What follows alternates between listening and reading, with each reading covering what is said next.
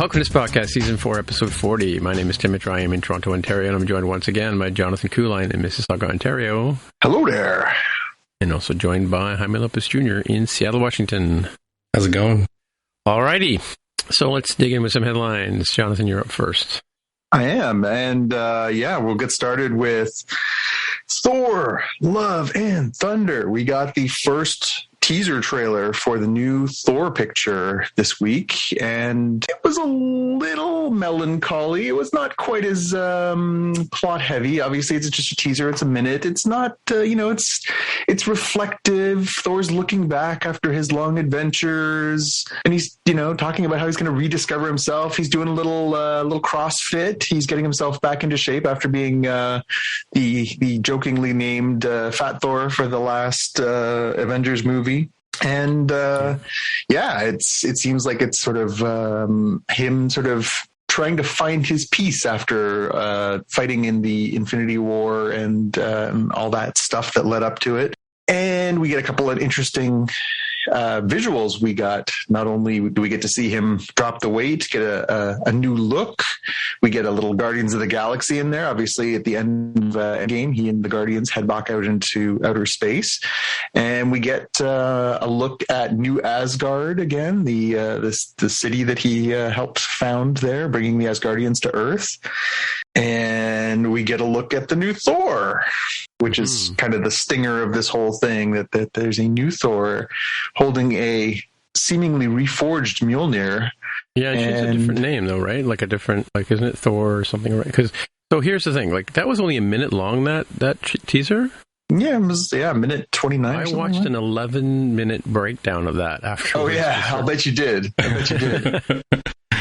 The guy just went into when he was running. I didn't catch it, but the part when he's running at the beginning and he starts as a little boy and then as a teenager. And when he was a teenager, he's wearing sort of the classic Thor. Yeah, he's wearing the Kirby uniform, from the 1960s Jack Kirby iteration. Yep. Right, and it's the thing where he's running past the trees, and I didn't even notice. I mean, I couldn't tell that was Natalie Portman as the final Thor, right? Mm-hmm. He gave her a different name. He called the heavy Thor Bro Thor. Bro Thor, yeah. Well. Yeah, there's been a few savory and unsavory nicknames for what they did to poor Chris Hemsworth in that last movie. But it's funny because it does. It looks very much like it's taking inspiration from where we thought it would come from when they announced they were going to do Love and Thunder and they were going to do the Natalie Portman Thor. There's a couple visuals in there that are straight out of the Jason Aaron, the Sad Ribic run from the comic books from maybe 6-7 years ago. So this is kind of a leap too. They're leaping really into the modern Marvel storytelling stuff. A lot of the stuff that they've pulled from has been a little older. Winter Soldier's a little newer, but a lot of the stuff they sort of draw for inspiration has been coming from sort of older stories. This one's really ripped from the recent headlines. This is considered one of the all-time great Thor runs, which Jason Aaron just wrapped up 2 years ago. So we didn't actually get to see the main villain. They didn't even really tease that, although that one visual where you see that gigantic beast lying on its side, that is a page-for-page match from a drawing from one of the books. It's the one where he's lifting the chains? There's that one, but it's the one where he's standing on a rock and he's looking out across and he sees this sort of gigantic dragon-type beast lying dead on its side. That scene is an almost exact copy of one of Sarevic's drawings. Mm-hmm. So they're clearly going to do the whole God Bomb storyline that came out a few years ago, and then they're going to jump part of that and mix it in with the stuff that came after it, which is the female Thor, who's worthy, why, all that kind of stuff.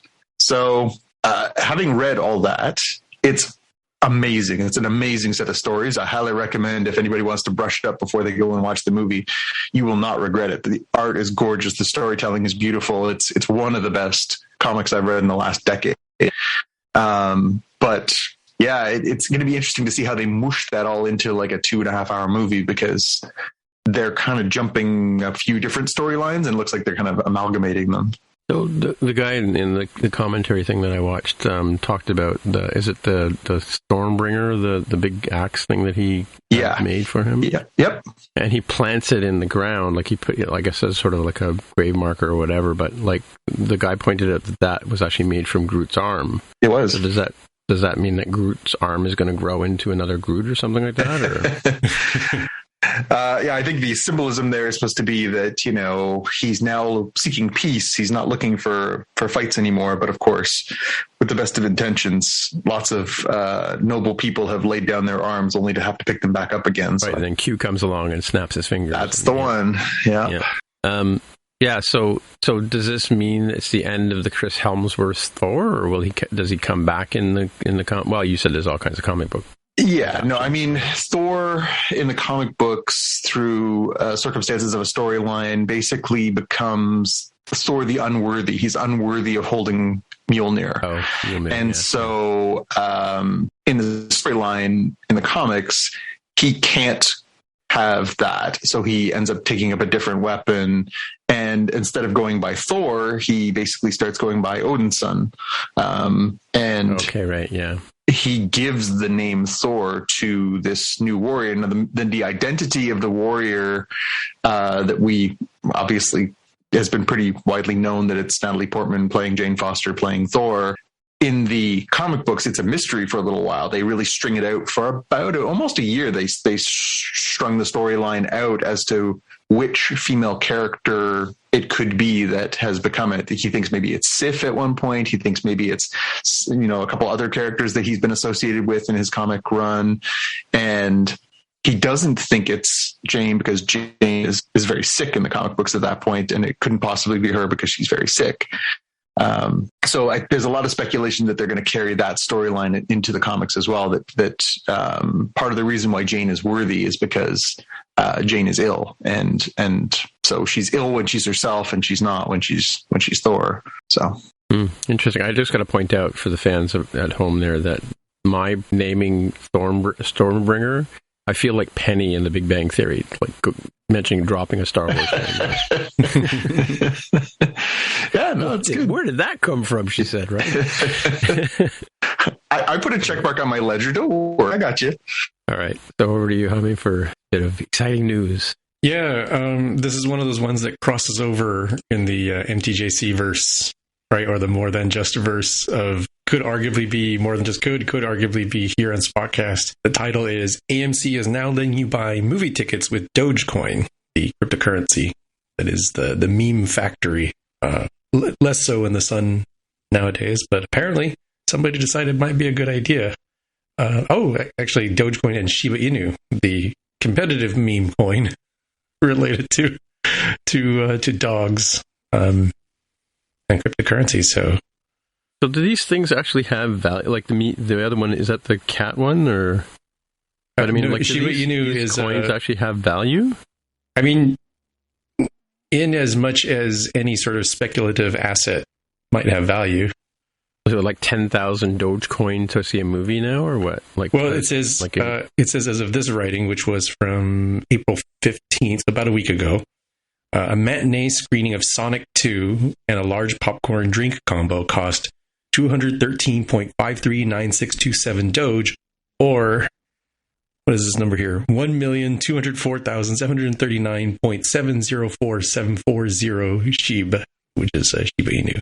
Wow, that's kind of the way these things sort of work, bucks, right? the if you love the decimals in the metric system, boy golly, you're sure going to love all the significant digits when it comes to dealing with crypto. You start sounding like Data when he's taking over the Enterprise, putting that huge lock pin code using Picard's voice. Right. By the way, we don't love the decimals in the metric system. We round up.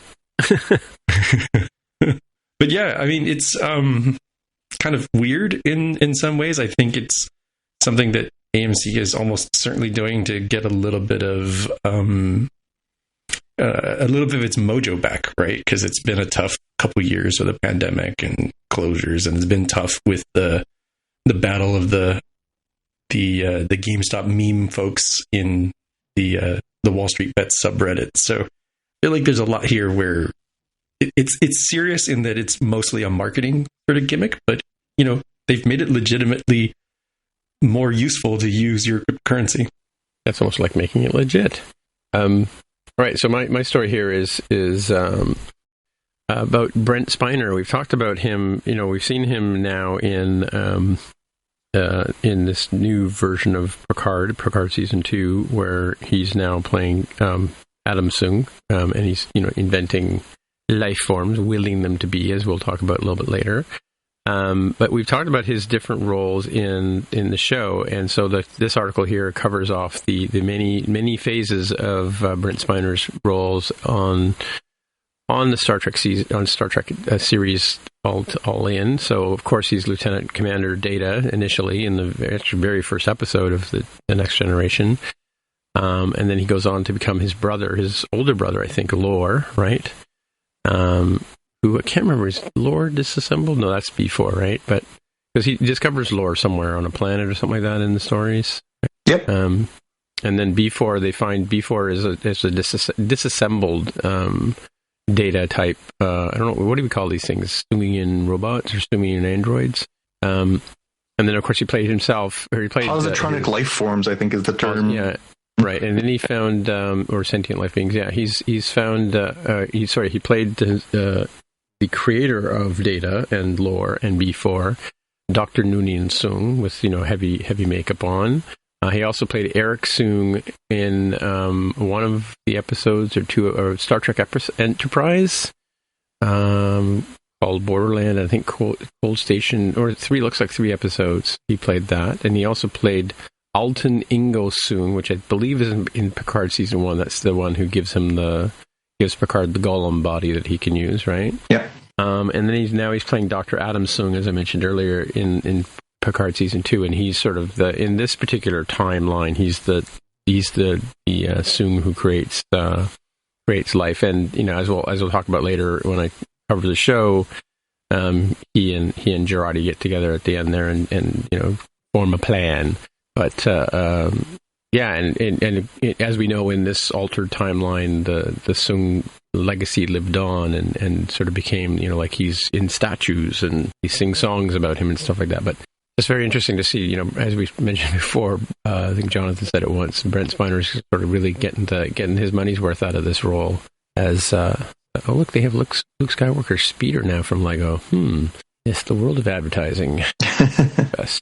But so that's my story about Brent Spiner. I think it's to his credit that those characters feel different, right? It's not as if they're right up against each other, commonly in a Moon Knight-esque sort of way. So we'll probably give some kudos to Oscar Isaac pretty soon here, but the characters do feel different, even though it's the same actor playing them. There's some through lines of like the Sung family has strong arrogance in it, with B4 and Data being the only exceptions that don't have that attitude. So I feel like he's built a through line through all of the Sung family. There's a moral in there somewhere. You can, just because you come from a family of schmucks doesn't mean you have to be a schmuck. Yeah. It's funny. When he loses his temper, he always sounds like the same person. But there's an interesting through line of Portuguese and German royalty, where they have this particular chin, and all the descendants look the same, and there is almost like a Brent Spiner kind of thing. And I saw it just earlier today. I should have made note of it. And it's because of obviously because of the royal family inbreeding that this genetic sort of trait carried on. So I don't know if that means that Sung is inbreeding, but who knows? But just one thing interesting too, I noticed today that Lore is spelled Lore, and Corey is spelled Kore. So there's like one letter difference between the two names, right? And K comes before L in the alphabet. What does that tell you? Dun dun dun. Oh, eh? Well, so back over to Jaime for some more exciting news. I'm not sure exciting, but this would have sounded absolutely ridiculous a decade ago. A decade? Yeah. I would have known about this property a decade ago. And yet, in a post Sonic the Hedgehog and Sonic the Hedgehog 2 world, it feels like a thing I'll give a chance, especially because of who's involved here. The title is Jason Momoa reportedly in talks to star in the Minecraft movie.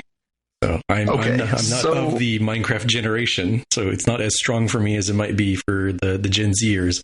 But, video game movie, normally a disaster. Sonic has broken the mold. Jason Momoa, an actor that I've loved in a bunch of different roles. I'm like, okay, I'll give it a chance. So I have some questions and thoughts. So is this going to be presented in Minecraft-esque animation? Like, is Jason Momoa going to be blocked? Yeah, I don't know if it's going to be an animated film, live action, a mixture of the two, of like Sonic the Hedgehog, or maybe he's like the normal guy and other people are Minecraft people, or maybe he's a Minecraft person and somebody like a James Marsden or those guys kind of person is the straight man in the thing that is like tell me about your story kind of thing, right? I don't know. Very early rumors here. Yeah, it sounds really weird. I mean, is he known for his voice? I don't think so, right? He's got a nice voice. Yeah, no, I could, but it's, I'm saying, like, I recognize, he could be recognizable by his voice, but I mean, he's known for his, enormous size, and Yeah, I don't know. Maybe he's like The Rock sort of thing, right? Maybe it'll be one of those fish out of water stories where he's a normal dude gets sucked into a Minecraft-esque world or something. This reminds me in that weird way of the whole Lupita Nyong'o, playing Maz Kanata in the Star Wars world, where you're like, so let me get this straight. You've got an Academy Award-winning person who is incredibly talented and incredibly beautiful, and you're going to put her in a room with a bunch of dots in the green screen and waste the aesthetic as well as, diminish the performative aspects. You're going to take Jason Momoa, who is just objectionably extremely handsome man, and turn him into a Minecraft character? Yeah, that's what I'm kind of wondering. Weird. It's weird. All right, Jaime, we expect you to stay on this story. We need more details. It might take time, because this article says the movie was first announced in 2014 and had different sets of people. So this is one of those, very long-lived, hellish projects when it comes to Hollywood. So we'll see. We'll see what happens. Maybe they're waiting for the technology to catch up, so they can really render those squares correctly, the cubes. That was a complete joke of... I hope so. Yeah. Anyway, speaking of video games... Jaime. Wait, what? What's the next story? Has your name on it? Dang it. I lost my place. I thought it was the Fantastic Beasts. It's the Streets of Rage. My bad. Give me a sec. Okay, there we go. Is it a video game? It is a video game. All right. So, again, in a post-Sonic world, I'm more inclined to give this a chance, especially because this Streets of Rage movie, which is Streets of Rage, for those who are not familiar, is a Sega property. It's a side-scrolling beat-em-up. If you've ever played Final Fight from Capcom, it's in that same kind of vein. But this movie is coming from the creator of John Wick, which made me say, ooh, yeah, that had really good fighting scenes. I sure would like to see what a beat-em-up kind of movie might be like. And, if you recall the Double Dragon movie from many, many years ago, you hope that something can wash that stain out. To put it mildly. Ouch. Yeah. So first of all, I thought it was a racing game, but now that you've explained it, it's a side scroller. But so I wondered, why has no one ever taken, speaking of like Minecraft and the cubes, why has nobody ever taken a 2-dimensional world and made an entire movie where the whole thing moves slowly to the right? Sounds like you just made it $1 million idea, pal. Get in there. You found your lane. Registered trademark, exactly. Copyrights podcast. Yeah, where the laws of physics don't apply, and somebody throws a rock at you, and just because it crosses you on the 2-dimensional plane, it still counts as a hit, Yeah, they did a movie a few years back in the first-person shooter milieu, right? They did, I think it's called Hardcore Harry or Hardcore Henry or something. And you're just looking down the barrel of a gun, sort of thing? Basically, like, you are, the first perspective is you as the protagonist, and so you see the hands come out, you see the feet come out, but like your perspective is the hero's perspective. I have not watched the movie, but I did watch the trailer and did think, oh, that's an interesting way to approach a movie. It looks terrible, but it's a really interesting way to make a movie. Yeah. Like just every sci-fi movie from like the 70s and 80s, right? Mm-hmm. I mean, not every 3D movie, I mean. Yeah. You know, where the things are coming at you constantly. Yeah. Anyway, weird. Indeed. And now it's a Fantastic Beasts. Now it's Fantastic Beasts. Well, Fantastic Beasts, which we spoke about in our previous episode, we weren't sure how this would perform given the sort of ever diminishing returns of the expanded Harry Potter verse. Well, the answer is not well. So, debuted with a franchise low $43 million debut at the box office domestic last weekend. This compares to the original, which Fantastic Beasts and Where to Find Them, which came in at $74 million, and Crimes of Grindelwald, which came in at $62 million. Now, of course, you have to account for the pandemic. Both of those came out in a pre-pandemic world. So is $43 million proportionally worse than $62 million in 2018? You can make a case. Either way, it was not exactly gangbusters. I'm sure it will continue to rack it up. And I'm sure by the time it gets to the streaming, on demand, blah, blah, blah, blah, blah, blah, it'll probably make up, some of it. But I mean, we're still talking about a $200 million picture, more or less. And they can't be happy with this. Now, it doesn't happen very often that a planned trilogy, quadrilogy, quintology, whatever, gets canned partway through. We did see it a few years back. There was a series of young adult books called Divergent, the Divergent series. Right. And they made 3 of those, and they did the same thing. Each one was subsequently poorer reviewed and poorer performing. And there was supposed to be a 4th and final conclusionary story to wrap up the storyline, but part 3 did so poorly that they basically just pulled the plug on it and left everybody with nothing, which I thought was really I'm genuinely surprising move. I believe that was Lionsgate at the time that made the call to do that. Very surprising to see that there wasn't the wherewithal to at least wrap it up so they could package it up as a, hey, here's the whole story kind of deal. But I think even the actors involved were like, can we just go now? Like, it's just it got like a 3 on Rotten Tomatoes. Like, nobody wanted to see it. I think it's interesting. I think it would be monumental to have Warner Brothers pull the plug on this. I wonder if this doesn't sort of get its money back and more, if they would make that call, or if they would shorten it from a quintology, which is what they said it would be. That's 5 pictures, to a quadrilogy is 4, just so that they can cut their losses at this point and, just sort of wrap up the storyline. But I think it's going to be really interesting to see how, like these aren't movies that they're making on the cheap. Like, they're still costing them between the visual effects and the costumes and the sets and the whole 9. And these are very effects heavy movies. It's still costing them, hundreds of millions of dollars to make these movies. So, are you in for a penny, in for a pound, or are you, do you just call it a day and walk away? So, a question I have too is, in this, the falling out of J.K. Rowling's in public media, was that between the last 2, between movie 2 and 3 of this franchise? It was, I think it was ongoing through the I think it happened, after 1, during 2, and continued to precipitously go downward from there. So yes, there's quite possibly the aspect of this isn't to do with the movie. It's more to do with the sort of stain on the franchise. Yeah. I mean, the thing she about did co-write this. This is not, without her influence. Yeah. The thing about it is, though, is that like when you compare the Harry Potter storyline to this, I mean, it had an attraction because it started out as a movie for 10, 11-year-old, 12-year-old kids, and adults that liked the kind of story. It was the portrayal of a really popular series of books, and all the way through it, even to the very end, kind of like, the kids who kind of grew up reading it as young kids and having their parents having read to them when they were younger, and then eventually, picking it up and doing it themselves.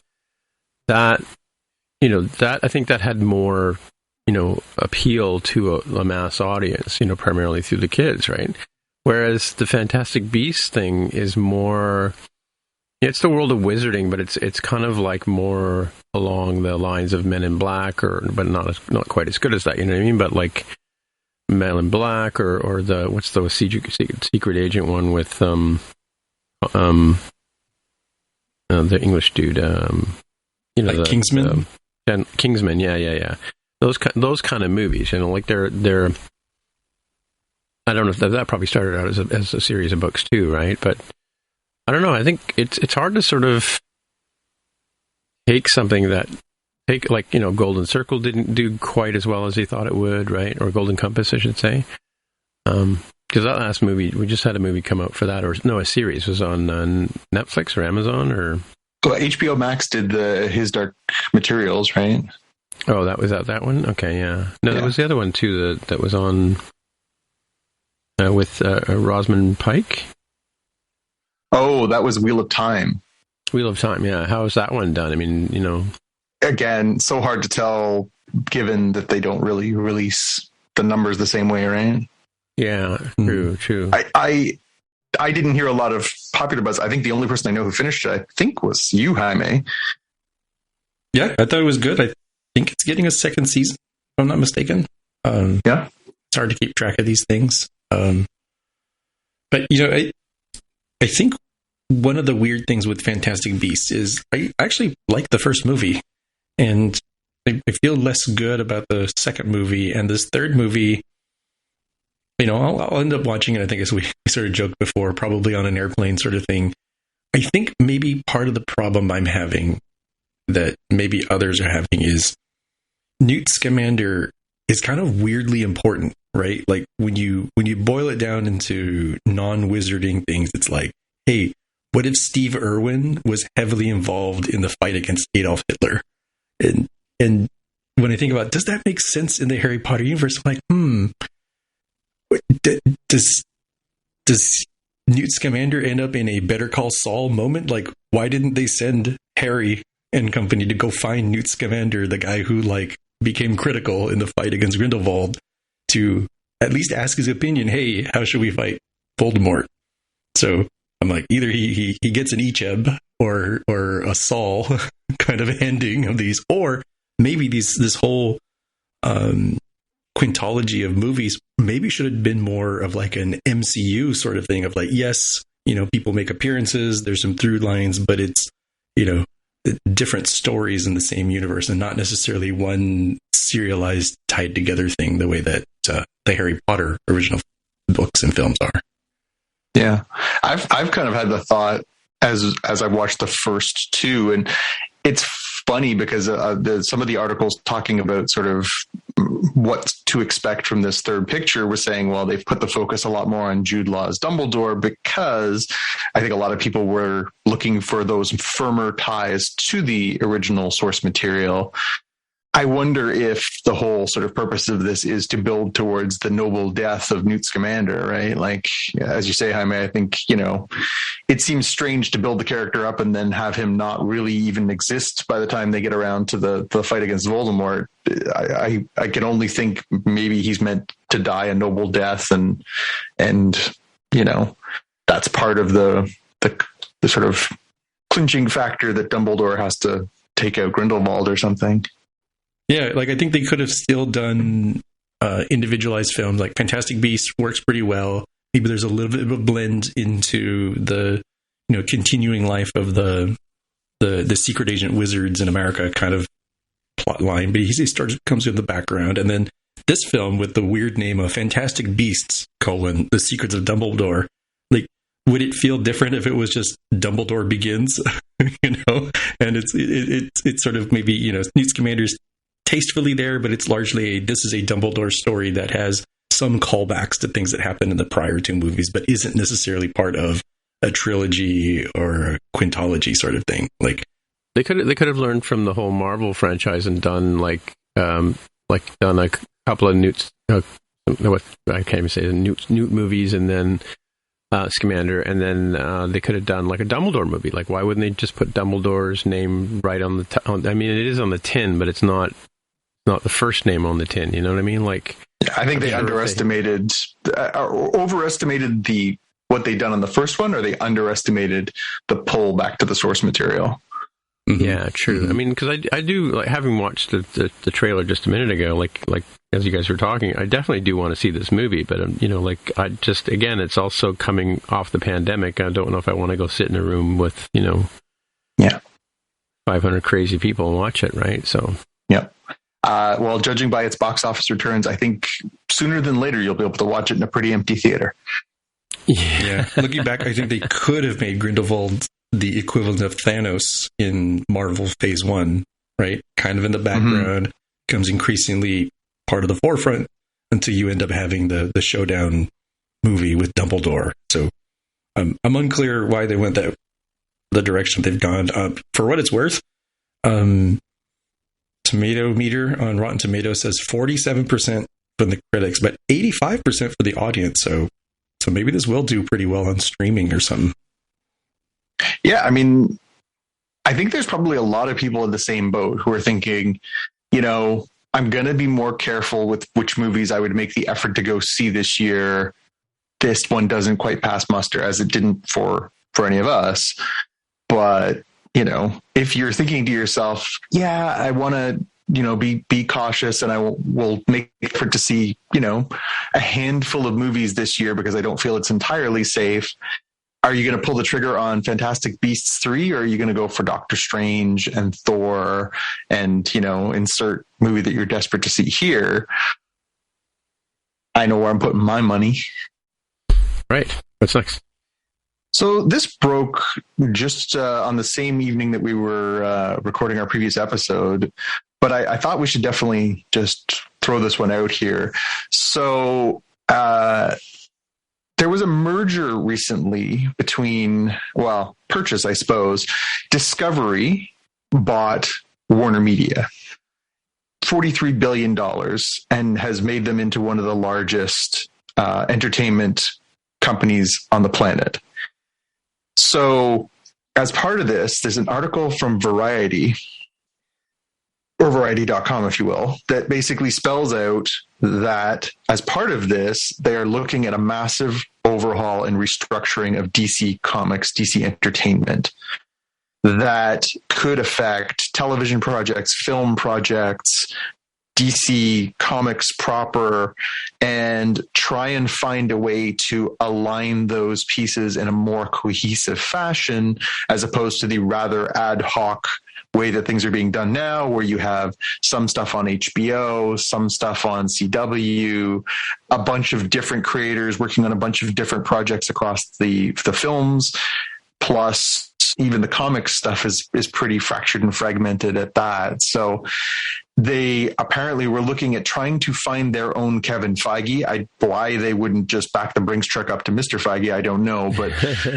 apparently they have considered certain candidates. So we've got the link in the show notes. I'm not going to get into it because it's quite an expansive article talking about their efforts. And it's a lot of inside baseball stuff in here. This person who worked on this and this person who worked on that.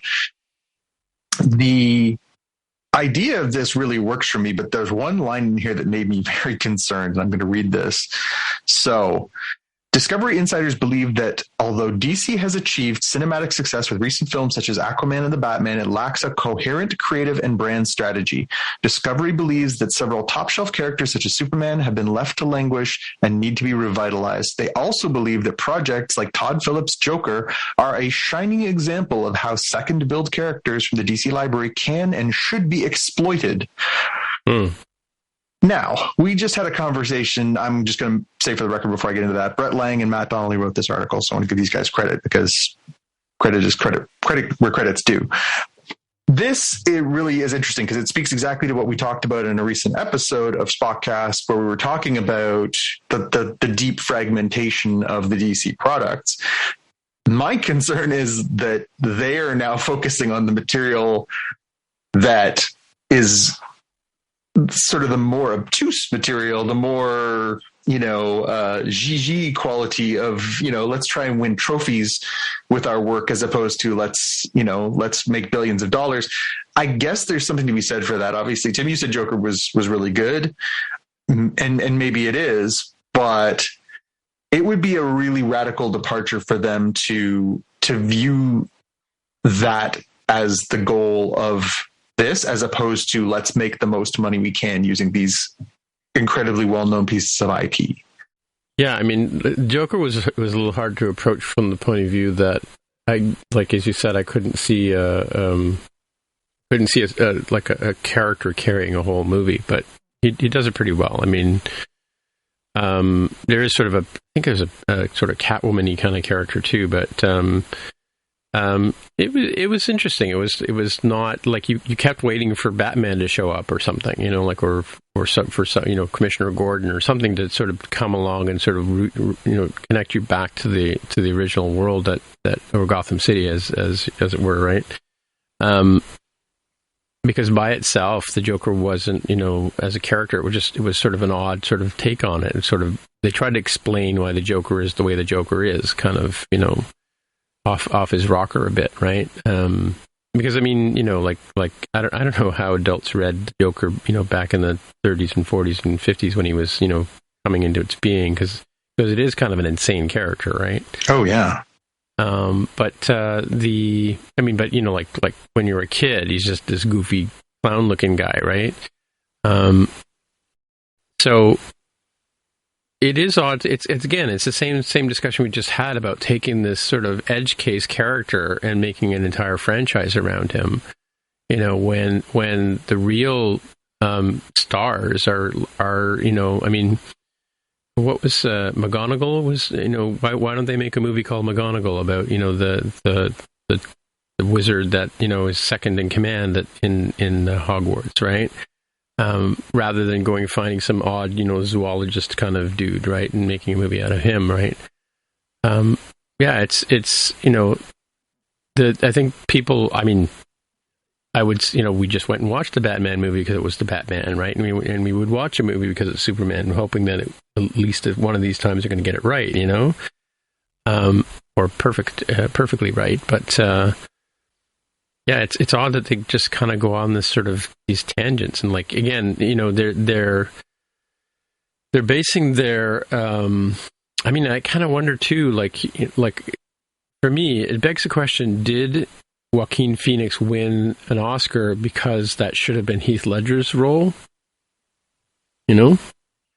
Yeah, I mean, it's a character kind of tailor-made. I mean, even Jack Nicholson obviously played it really well. The only one that hasn't played it well is Jared Leto. But it's a character tailor-made. He's so complex, and there's so much history that it's kind of a cheat code.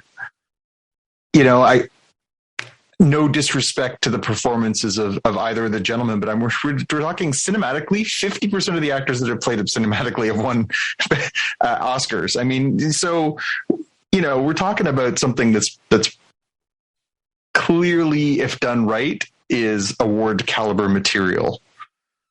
So I don't know. I guess it'll just be interesting to see the lens that they put on DC after this merger. What do they want it to be? Do they want it to be Marvel, where it's just, we'll bring in great people and we'll just churn out, it just becomes a money factory? Or is the goal, hey, let's find a way to, take these well-established, well-known characters and, turn them into, the best possible. I mean, say what you will. Obviously, the people who are working for Marvel right now are trying to make the best possible things. But can you objectively say that any of them are trying to win Best Actor, Best Picture? I mean, Black Panther notwithstanding, I mean, that was great. I thought it was a really good picture, but I don't know that it was, I would say, best. It was in the top 10, but I don't think it was my number one picture of the year.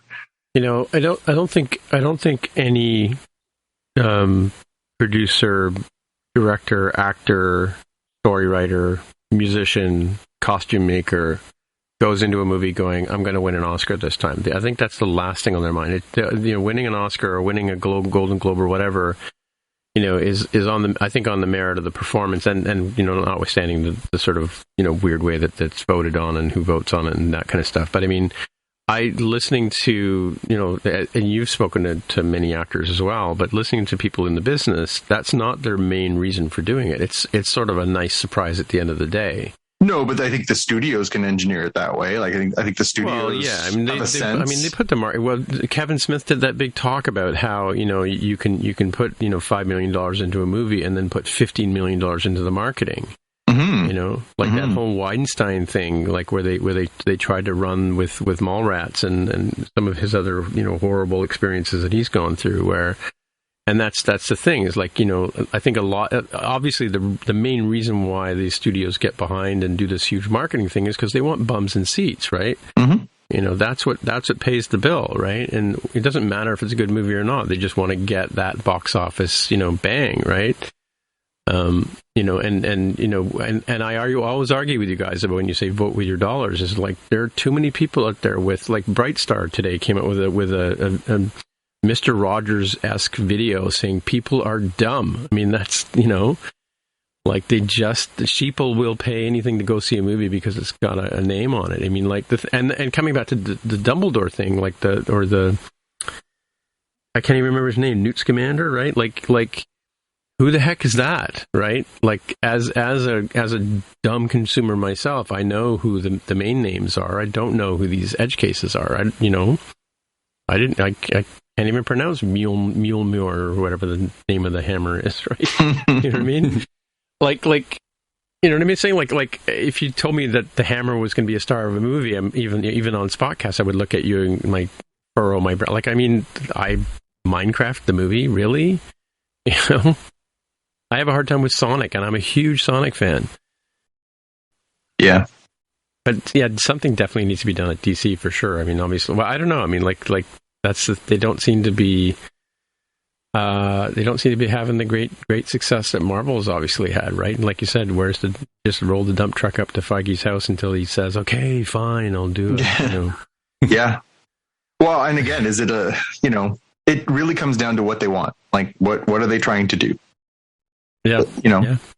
And if they decide what they want is, $1 billion a picture, which is more or less what Marvel ends up with, in some cases twice that, then clearly the formula needs to change. And there's certainly a lot of untapped potential. The other question is, are they happy with, $400 million pictures that win awards or that, are, enthusiastically acclaimed? I don't know. It comes down to why. I know there's a friend of mine on this podcast who did a talk recently about why, and I always say start with why too. Is like that is the key thing. I mean, like obviously, and I've maintained this before, that Oscars sell tickets, right? And Oscars get actors plum roles in future. Just a nomination gets actors a plum role in future movies, right? It's up to them to blow their career or not, or have their agent blow it for them. But I don't think when somebody signs on to do a movie or reads a script or reads a book and options the book, whether it's a comic book or novel or whatever, I don't think they go into thinking this is the Oscar movie one, or this is, or go into it thinking this is going to make $1 billion. Maybe there's part of that motivation. I think the whole craft of creation and artistic expression is more the reason why these people are in the business. It just happens to be they're good at they're skilled at their craft or whatever. But I don't think they're not there to make money. If they were there to make money, they'd be selling real estate. Like that's where you go to make money, right? Apologies to all my friends who sell real estate, but or insurance, right? Yeah. That's where if you want to make money, that's what you go and do, right? I mean, what do you want to see from DC? What do you want to see different? I think I would like to see them take a proper crack at the MCU style cohesive plot line, but with individualized movies. And I think that not rushing it the way that they did leading into Justice League. And I mean, they probably could go a long way just literally looking at what did phase one look like. Cool. Let's do our equivalent movies of that for a Batman, a Superman, Wonder Woman, Aquaman and Flash stuff. And then you can pull people in. Maybe it's too late to do that because it's, or maybe too soon because people still have the other movies in mind. But I think, it's cool that they've got the, mythology type stuff of like, here's a Joker movie, here's a completely unrelated Joker movie. And there's nothing wrong with that. People enjoy that sort of stuff. A new Hercules movie comes out or a new Clash of the Titans movie comes out. Nobody necessarily expects those to match up into some cohesive universe, but Marvel sort of set the stage for that, and it turned into a way to not just make a lot of money, but to make a lot of money, which if I was sitting on the board at DC, I'd be like, look, we're making money hand over fist, but we could have more hands and more fists of money we're missing out. I'd be like, for heaven's sake, who the heck was Tony Stark and Iron Man? Nobody. We had freaking Superman and Batman and Wonder Woman, and we highly recognizable characters.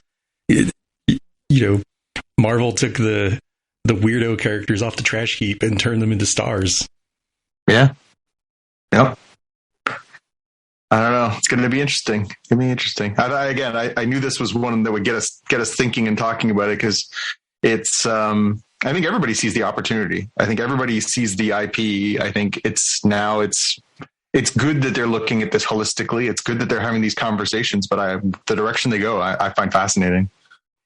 Well, speaking of DC and Fantastic Beasts, see, I'm going to tie it all together to this. I really planned this one out. So some weird / bad news came out this week that our star of The Flash and star of one of the stars of Fantastic Beasts, Ezra Miller, was arrested in Hawaii for allegedly hurling a chair in a private residence at a party and hitting a person in the face and injuring a 26-year-old woman. This is the second time that he's been arrested in Hawaii in a number of weeks. He was arrested previously. I believe it was arrested for disorderly conduct and harassment. So this one's become a bit of a messy situation for the folks at Warner Brothers because he's starring in 2 of their properties. And the Flash movie is, ostensibly done. That's the one that's coming with Michael Keaton and, the sort of timey-wimey multiversey kind of thing going on in there. And this is not what you want from your top line star for those pictures. So it sounds like it says in here that, he's had some known issues. There have been allegations in here that he maybe have had substances in his body at the time. Does not make it clear. It's kind of terrible timing mixed with just terrible behavior. So I hope that he's okay, and I hope that this is not going to get any worse, but these are not things you want from somebody who's starring in 2 of your flagship pieces if you're Warner Discovery. Yeah, I feel like he needs some real serious help because this seems beyond like a temper tantrum celebrity thing. This feels like, again, not somebody qualified to make this sort of diagnosis, but this feels like he's got some real demons to deal with. Yeah. I mean, it's sad. We're talking about a young man. He's 29, who still has, he's put on some good performances and he's, been quite enjoyable. I've seen him in a number of things, and really, I thought he was fantastic in Perks of Being a Wallflower, which was a great adaptation of a book. And I hope he's okay, but he can't keep having these issues because eventually it's going to really impact his career. And yeah, I mean, again, timing wise, not good for Warner Brothers at all. Next up, I have been keeping my eye on this story to see how this was going to play out. So we've talked about how the Orville is coming back. The Orville is coming back with a season 3, which has been rebranded as New Horizons. We knew it was being done on Hulu as opposed to on Fox, where the first 2 seasons aired on broadcast television. The question that was sort of sticking out there for me was, are they going to do day and date, same time across North America? Or are we going to get the now infamous Hulu delay here in Canada? So we know that things like How I Met Your Father and Hit Monkey and some of the other pieces of content that are prepared for Hulu have been showing up here in Canada 2 months-ish after they're airing on Hulu, or usually close to the end of the run. And given that, you know, we've done recaps, we've talked extensively about the Orville first 2 seasons. You can go back to the beginning of our podcast and listen to those. What was going to happen for season 3? Well, we finally got some definitive news this week. They did announce that it is coming on Hulu in the US and Disney Plus through Star in Canada and the United States on the same day, June 2nd.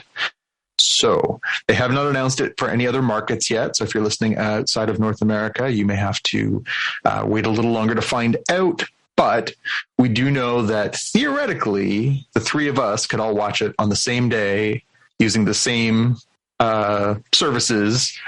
Although the question becomes now, Jaime, do you have a Hulu subscription right now? I do, because I got the 12 months for $1 each deal during Black Friday around American Thanksgiving. That's a nice deal. Yeah, as I said, well, the Orville's coming out later than March. That was originally planned, or more recently planned in June. I was like, that's still okay. They'll definitely finish the episodes prior to the end of the 12 months, even if it slid like another month or two. I think it would still squeak in. Nice. Well, as much as I think Tim and I have both had some issues with the first 2 seasons of Orville, it would have been very disappointing. And we certainly have run into this, you know, back and forth across the 3 of us where, you know, we haven't had our schedules line up where we can all watch things at the same time. Obviously, Tim and I have gone to a few more movies in the theater over the past probably 6 months. Jaime, you still, as far as I know, haven't had a chance to go back to the cinema a couple of years now. Mm-hmm. And I was just keeping an eye on this one. And now my watch turns to Futurama, which is being rebooted, because that's the other one that if it's not day and date, same release, I'm going to be very disappointed because Hit Monkey, I was curious about. How I Met Your Father, I was curious about, but if I never see those 2, life will go on, and I will want to watch Futurama reboot. And I want to watch the Orville just because I'm curious to see after it's been like years since the previous season. I'm curious to see if this is at all worth the wait and whether the shift to Hulu will change anything dramatically for this, or if it will continue to be a weak sauce reboot of TNG. And yeah, I said it's a weak sauce reboot of TNG. I think I described it as macaroni and mac and cheese at some point. You know, it's not gonna win awards, but it soothes, right? It soothes the soul. So yeah, I think it'll be interesting to see. I think one thing that is useful for the Orville is that it's not being treated as a marquee product. It's not Discovery trying to sell Paramount Plus, right? It's not the more recent halo of like, this has to sell beyond the Star Trek fans kind of thing. So hopefully it means that it can just do what it does, and it doesn't doesn't end up getting canceled because, oh man, we dumped in twice as much money and it only gave us 50% more profit instead of the double profit, right? So yeah. Speaking of profit, that's a nice little segue. Netflix, not having a good time. We teased this on More Than Just Code yesterday, and the details of what's going on here are kind of interesting. So Netflix's stock plummeted 37%. It's a little better, I think now. It's like 35%, only 35% down. But that is substantial. And it comes as they, for the first time in like a decade, had a net loss in users. I want to talk a little bit about that. But the short of it is they lost 200,000 subscribers over the quarter. Granted, there is a little bit of an asterisk there of like, well, they booted out like something like 600,000 to 700,000 Russian users. So they probably would have been up for the quarter. But they're also saying that like, yeah, we kind of anticipate losing an additional 2 million users. So this is the ultimate Rorschach test for everybody's opinions around password sharing and Netflix cracking down on that. The go woke, go broke idea that some people have floated on the internet. They're like, oh, the reason they're not doing well is because Netflix has too woke content, apparently. And or things like, oh, they're too data driven. They cancel my favorite show, even though it was just getting good. As part of this, Netflix is talking about, well, maybe we will do an ad supported tier, kind of like longtime listeners of this show would know I am on the cheapskate plan for Paramount Plus, where it's like $5.99, I want to say, and I get ads. So an hour long show of content takes like an hour 15, hour 20 as I check my email or Instagram or something during the 90-second to 2 minute long commercial breaks. But boy, yeah, I saw these a couple different stories this week about Netflix. This one, Jaime, and they were also talking about how it's going to, they're really looking at that crackdown on password sharing, right? Yeah. That they really intend. They think that there's up to 100 million people that are piggybacking off of other people's accounts, and that they. Statistics lower down. 222 million people pay for Netflix and 100 million don't. Yeah. So I guess that's the question is how are they going to do that? How are they going to crack that? How are they going to crack down? How are they going to know? What are they going to do? We talked about that obviously in a previous episode too, but the fact that, this is now really hurting their bottom line and it's hurting their market status and, their stock price and everything else. I wonder what they're going to do to try and recoup that, how they're going to try and come at it, because that's a lot, like that. And if they start coming after people and saying, well, we want that, is it going to get people to subscribe properly, or is it going to get people to say, you know what, I really don't need Netflix after all? Are they risking their cachet by coming after people?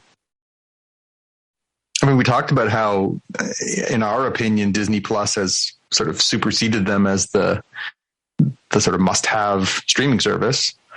Once they get past Ozark, I know Tim doesn't have a lot to live for, so. Yeah. On Netflix, right? We all have series that, we're curious about, and there's always good content coming up there, but like, there's only a handful of things that they put out there that are like, oh, I really have to watch that. Yeah.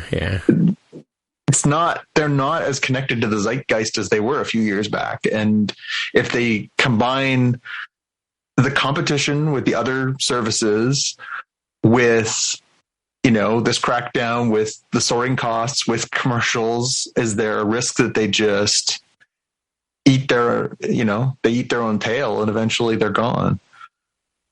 Mm-hmm. And then Apple buys them and absorbs them. Sorry, Henry.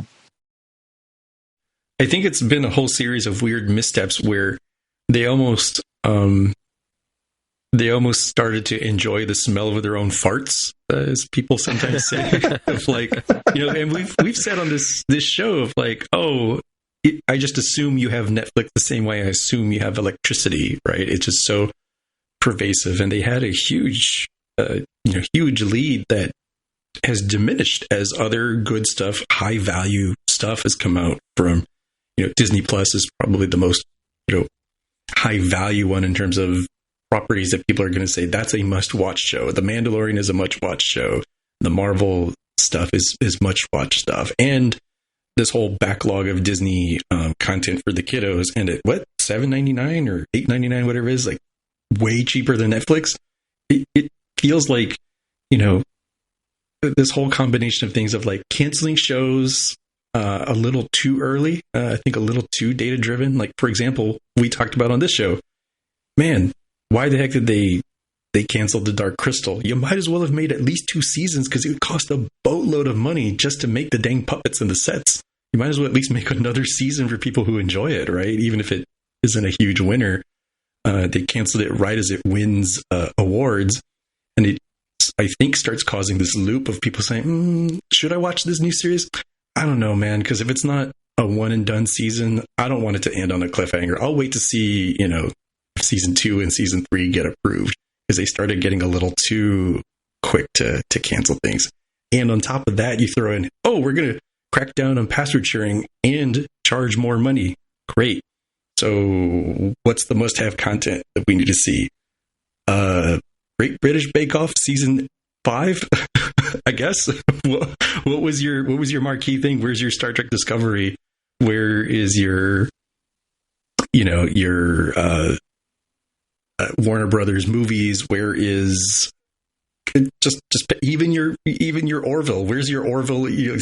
Where's your marquee product that you're going to say, here's a little bit of sugar to make the medicine go down? It felt like, again, coming to the smelling and enjoying the smell of their own farts, it kind of felt like they thought that their lead was unassailable, and clearly there's not. There is definitely competition out there. Solid competition. Well, and as you say, Jaime, you look forward to the rest of this year. Okay, so Disney Plus has got, Obi-Wan Kenobi, another season of The Bad Batch. We're going to have Ms. Marvel, probably another season of The Mandalorian, all this content that we're excited about and we're talking about. Now, obviously, we're talking about genre stuff, but we're talking about genre stuff that's kind of crossed over to the mainstream. Then you look at even Amazon Prime, which I think we could safely say is, probably third, maybe fourth on the tier of streaming services, but they've got Lord of the Rings coming this fall, on which they've spent hundreds and hundreds of millions of dollars.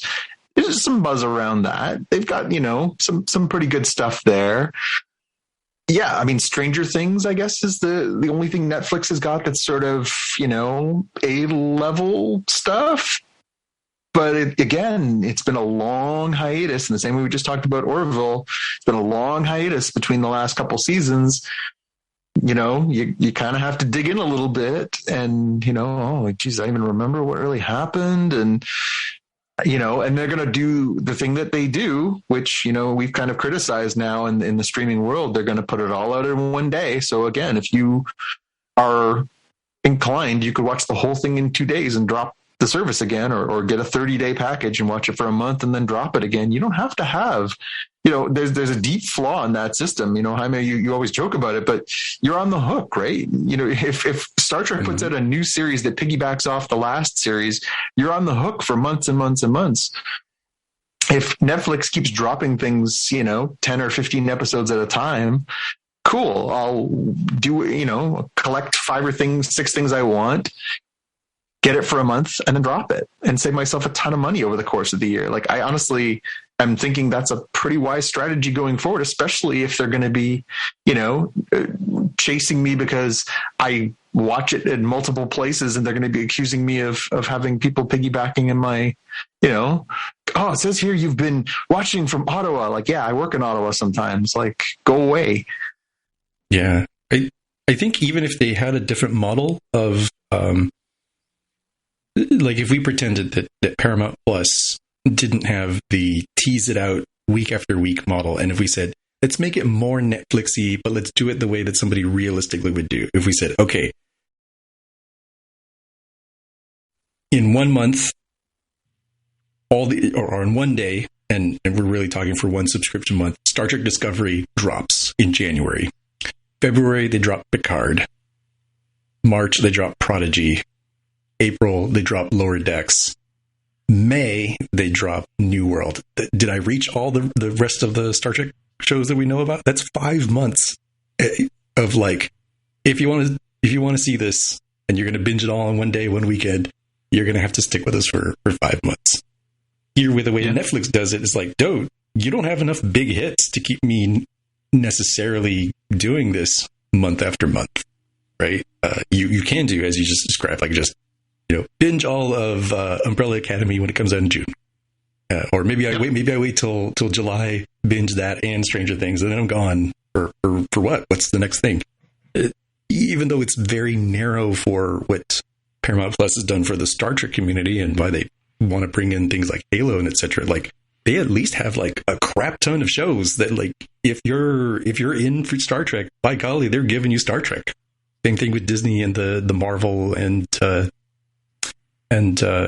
Star Wars stuff. Yep.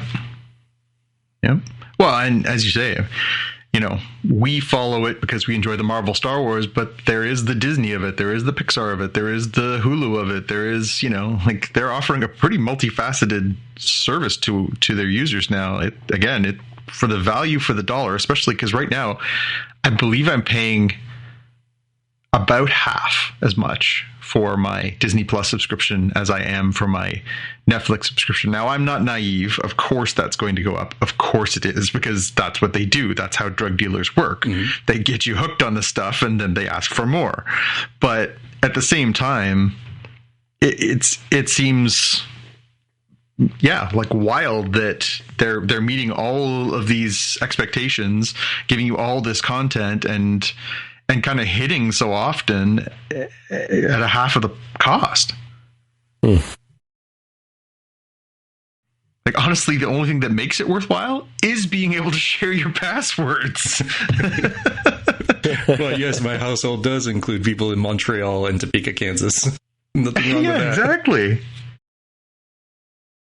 Well, speaking of Netflix, I had to add this one in here. I saw the bad news came across today that the adaptation of Jeff Smith's Bone has apparently died at Netflix. Bleeding Cool has an article. It's been on a couple of different places, but apparently there's been a bit of a turnover over at the in-house animation work that's happening at Netflix, and Bone is one of the casualties there. They do list other ones in here as well, but that's obviously the one I was most interested in. It's one of the finest comic books turned graphic novels I've enjoyed over the years. Beautiful work by Jeff Smith, who again I've had a chance to speak with a few times, and it's so funny that something so perfectly made to be adapted into a non-graphic novel medium, whether that's a movie or a TV show or whatever, has had all these issues over the years. A beloved graphic novel that, was picked up by Scholastic and, was the headline, the flagship of their graphics line when they started moving into producing that. They did the colorized versions, and now, so many kids under the age of 14 and, again, adults all over the place have read this story. It's sold, tens of millions of copies. It just seems like a no-brainer to add to any streaming service that you would bring in that baked-in audience.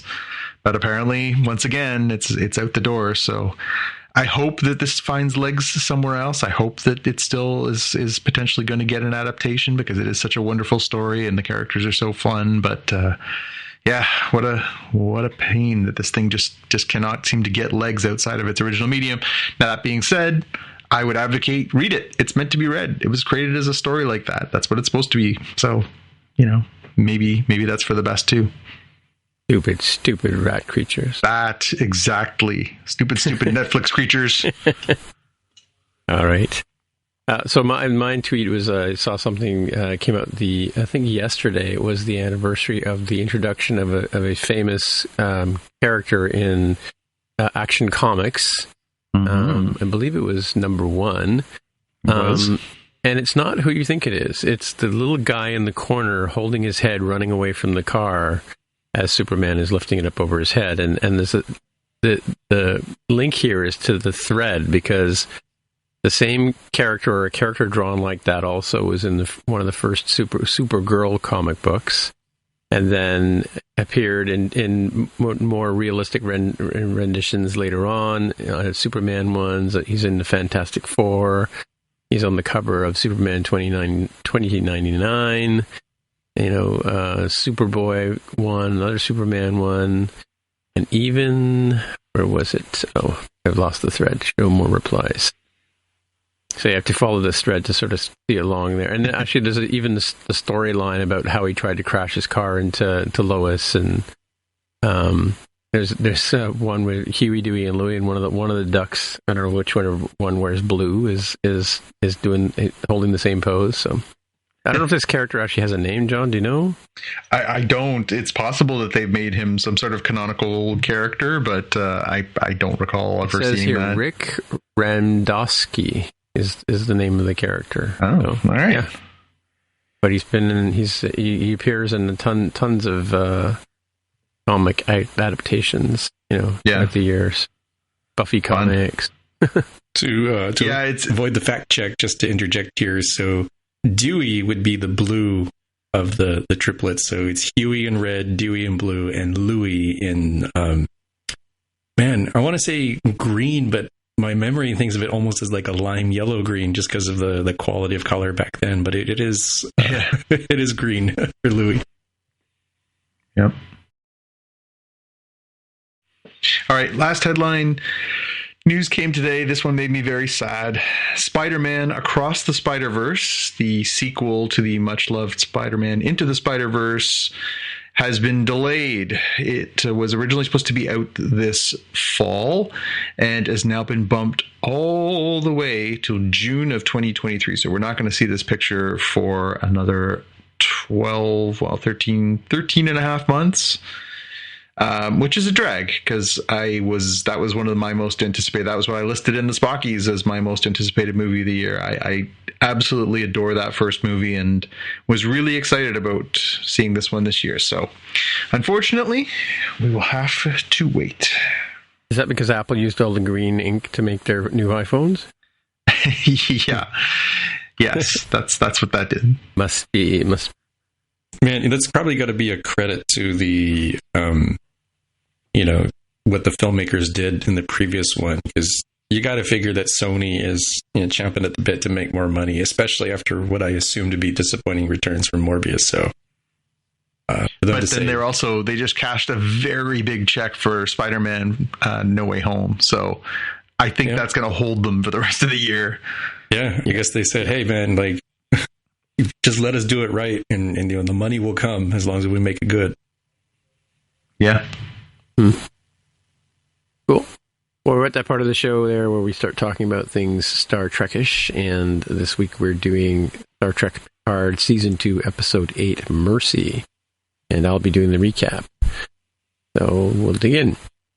So we start with a kid running. So I got to mention too, continuity is kind of an important thing when you're watching TV shows. And I started watching Picard around lunchtime, and then I had to go to a bunch of meetings and stuff like that. So I totally forgot about the opening scene of this show. So I ended up watching the second half of the show. I probably went like a third of the way through, and so I had forgotten this little piece here that kind of foreshadows something that happens later on in the thing. And I kind of wonder if by the time it was revealed what the connection was, if Jonathan had already known that was the connection, because he probably sat down and watched it all in one sitting. So that's my first question to John. Did you make the connection from the very get-go, or once they started pulling at the thread of aliens, aliens and alien encounters, and this guy, it made sense, but no, not immediately. I didn't just like leap upon it, but yeah, once they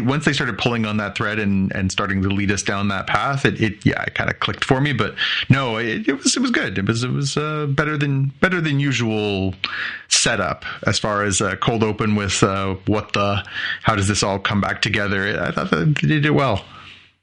So we start this show with a young kid, a young lad running through the sort of in a panic, running through a forest at night with a flashlight with a big D batteries in it, kind of thing. and he trips and he falls, and he sees some Vulcan type, aliens descending upon him, and that's kind of how the show starts. And then if you remember from last week's episode, the last scene was Agent Wells comes and tricks Guinan and Picard into revealing a little bit more than they should, and turns out he's going to arrest them and take them away. So we start with Picard and Guinan in an FBI interrogation room, kind of dingy, basement-y kind of place. And it turns out to be like sort of an off-grid or a field office, as they like to call them. And the agent is accusing them of being aliens. And he's like, tell me about your plans to sabotage the Europa mission. And they're like, what are you talking about? And Guinan kind of turns the tables on him and starts to do her sort of bartender-esque speak to him, talking about, she says, like, come on, this is super off the books. This isn't like normal stuff. I mean, like, there's obviously broken equipment here, and this, like, the camera, this CCTV camera wasn't even plugged in, so this is in. What are you doing here? And he kind of goes, yeah, you're right. This is off the books. Nobody knows you're here, and people disappear under these kind of circumstances. So kind of like implying a threat without saying it. And then we flash over to Seven and Raffi, who, if you remember from last week, are trying to find the location of Agnes, and so they're back at the bar, and so they basically send a message on the communicator over to Rios about, well, she's been here, and he's all concerned about Agnes's, basically it's Agnes's body that's been taken over by the Queen, the Borg Queen, and he's like, I'm coming, and they're like, no, stay on the La Serena. You need to go through, and we have some new words in our vocabulary here, and I've made up one of my own here, but Raffi sort of says, look through the systems and look for some Borgification. What she actually says is make sure she didn't Borgify anything. So Borgify is now I guess is that a verb or an adjective? Yes, to Borgify, a verb, yes. To Borgify, yes. So Borgification would be the result of the action of having Borgified something. So Raffi turns to Seven and sort of says, I need you to embrace your Borgness, you need to Borg up here, lady, she says, and Seven gets a little annoyed with her and says, I don't have Borg implants, I can't do that, like hello. It was a little offensive. It was like a weird, hurtful stereotype. Like, she'd turn to Raffi and be like, so we need somebody with, good rhythm. You have good rhythm, right, Raffi? Like, what are you saying right now? You can take back those words. Yeah, exactly. And so Seven's kind of taken aback by the sort of the looking down your nose at the Borg person. And that carries on through the show. But she says, well, no, I mean, in an analog sense, what would you do if you were the Queen? What would you be looking for, kind of thing? And, build on that. So Seven just says, screw you. It goes over and talks to the bartender and says, let me ask you about the window. And, it was my sister that broke the window. We're trying to find her. We don't know where she's gone. And finally, she gets the bartender to empathize with her. And, he says, she left with a guy with a red beard. They went that way around the corner, kind of thing. And so the two of them head off in that direction. And we come back to the interrogation room. And Picard says to Agent Wells, we'd like nothing better than to see the rocket launch. We're not here to block it at all, right? And he's come back into the room, actually. He left after the first interrogation. And he's got his little iPad with him. And he shows them CCTV footage of the fact that they used his face and they scanned their databases or whatever, and I guess they did their facial recognition, and they found that he, in fact, plus 6 people had trespassed into the big gala for the Europa Gala, and shows pictures of them individually, and then them all of them standing at the bar when they're all talking to each other. So it's like not like you haven't been seen. And Guinan again starts to turn the tables on the guy. She says, "You're not the terrorist breaker. You're not the lead investigator. I'm a bartender. I can tell when you're spinning a yarn here." And I know a schlub when I see one. Yeah, pretty much. And she leans into him and she says, "What makes you the man for this job, Agent Wells?" sort of thing. She says, and you look like you don't sleep, and you come in all wrinkly, and you have your big pot of coffee or your big cup of coffee. So this is personal for you. There's something going on here. And so he finally, he doesn't buy into that, but he kind of goes, so tell me about that bruise on your hand. It clearly looks like you had an IV recently, to Picard. And he says, I was dehydrated. After all, I'm only human, kind of thing. Like, it's trying to deflect him away from thinking he's an alien. By the way, Guinan never denies that she's not an alien. Mm-hmm. And then he gets up and he leaves, right? And Picard just sort of says, if he calls the authorities, they'll scrap the entire mission, and we'll have broken the future ourselves without even trying, right? And then we go back over to Soong's lovely little, house with the square pool and all that kind of stuff, and the hot tub. And Corey is looking through his videos and trying to figure out, what's going on, and replays the one where he says she'll be the last. And so, of course, she goes and gets the most, universal tech that we all use these days, and that's the HoloLens by Microsoft. And puts it on her head, and as soon as she does, she sort of says, what are you hiding? And as soon as she does, an augmented reality version of Q shows up in the feed, and he tells her that he's hacked into Soong's system, and he's talking to her about what's going on, and he tells Corey that he knows how to fix her. He knows how to fix the problem with her, and he's rattling these tubes, and she's like, "Isn't that a human genome over there?" And he says, "Yeah." So he gets the Amazon Prime robot, drone delivery to deliver a serum to her. He says, "I got this serum. I got this key. If you're brave enough to use it." And so she pulls it. She opens up the little Amazon box, and it says, a little tag on it says, "Drink me." Actually, it doesn't say "drink me." It says "freedom," but it might as well say "drink me." It's going to say, and through the looking glass, Alice went. Exactly, kind of thing, right? Sort of reveal your future, right? Meanwhile, Raffi and Seven are following up on the lead for Agnes, and they come across the big guy with the red beard that has now been dispatched. He's lying dead in behind a dumpster, and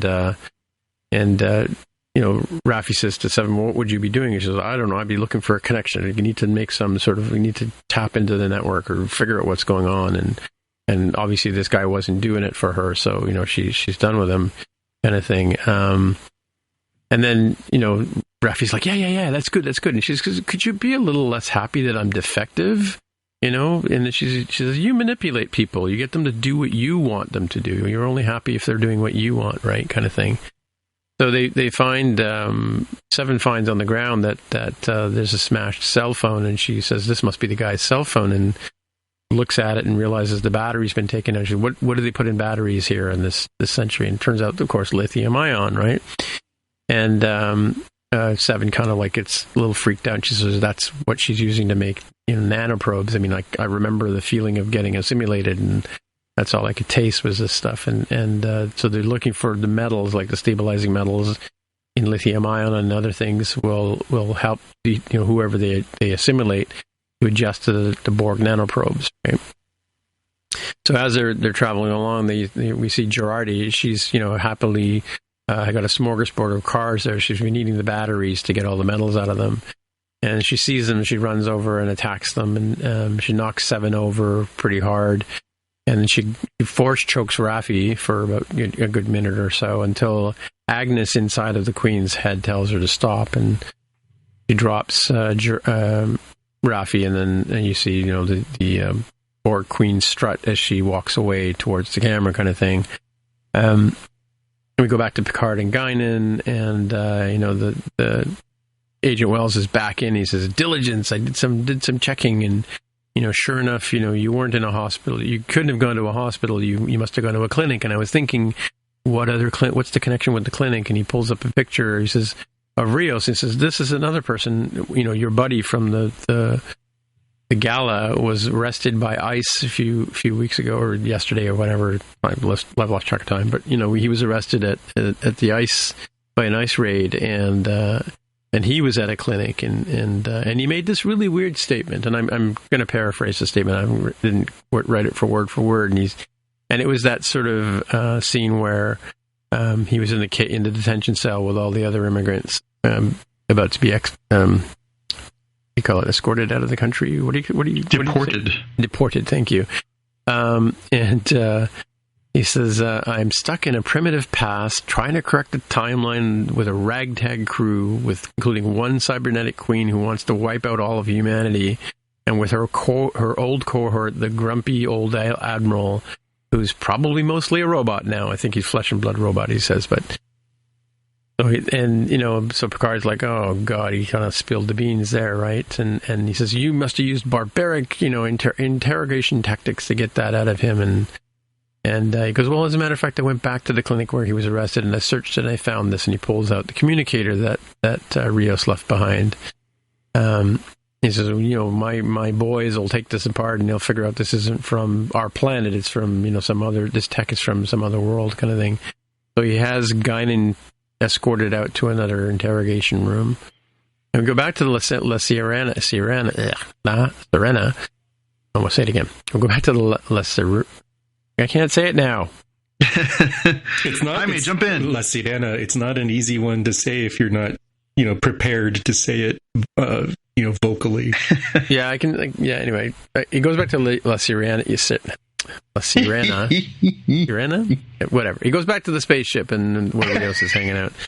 And so we see Spaceman Sonic of planet Mars pew-pewing all the aliens from the deck of the ship. And meanwhile, Rios is doing a diagnostic. He got the ship in diagnostic mode, so it's okay that the kid is pushing all the buttons kind of thing.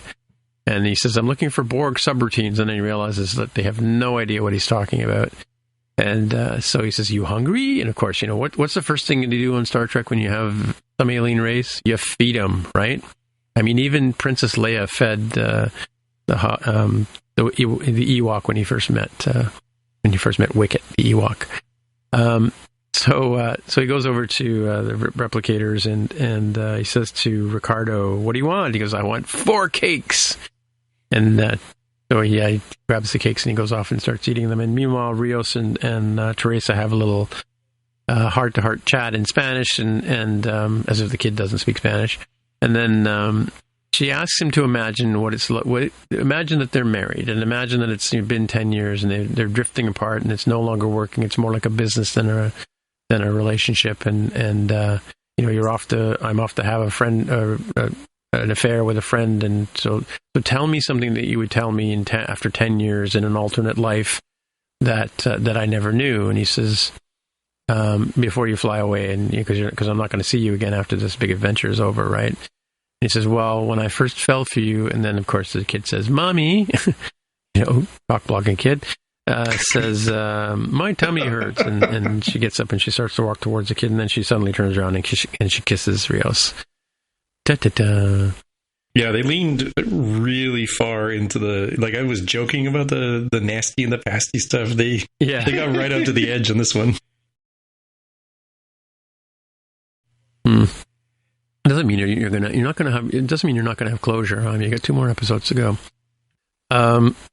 So there we go. So we're back in the detention cell, and the guy's got Picard by himself, and he says, what were your intentions there on Europa? Says, I'm not naive. I know when I'm outbrained. You're much more sophisticated than I am, and you've learned the language, and you've got the upper hand here, and but you're not going to survive the more advanced interrogations when my buddies get here. We've filled in paperwork, and it's now a real thing, and you'll be directed and redacted and reported and rumored as you disappear. You'll be like a pig in a jar when they're here and going over you, right? Sort of thing. And in the other room, we see Guinan, and an FBI agent walks in, and of course it's Q wearing a FBI jacket, and he looks at her and goes, "You summoned me," which is the same thing he says the very first time he sees Guinan in TNG. And he's like, you shouldn't be doing this. It's sort of a sacred thing when we're summoning a Q kind of thing. And he says, well, you took your sweet time getting here. And he goes, oh, you're that sanctimonious, whiny shrew known as Guinan. And he says, our paths have yet to cross. And so he's pretty pissed off with her. But he's, reminds her again that the summoning is a sacred thing. And she again does the Guinan thing. She turns on him. She says, I felt your loss when we first connected. You're dying. And he says, oh, that's the one thing I hate about your species, empathy. And then he goes, yeah, aren't you immortal? He goes, no, I'm not immortal. I'm on the threshold of the unknowable. I can't see my future in the timeline, kind of thing, in the time stream. And I just seem to be disappearing. And she says, you're using all these people as game pieces. Like, why have you brought Picard to the past? And why did you do this? And he goes, well, I didn't bring him to the past. He did that himself. And he says, the trap is not the important part. It's the escape that matters. And as he's walking out the door, as he's finished with his interrogation of Guinan, he says, humans, they're all trapped in the past. Meanwhile, we're back at Soong's house.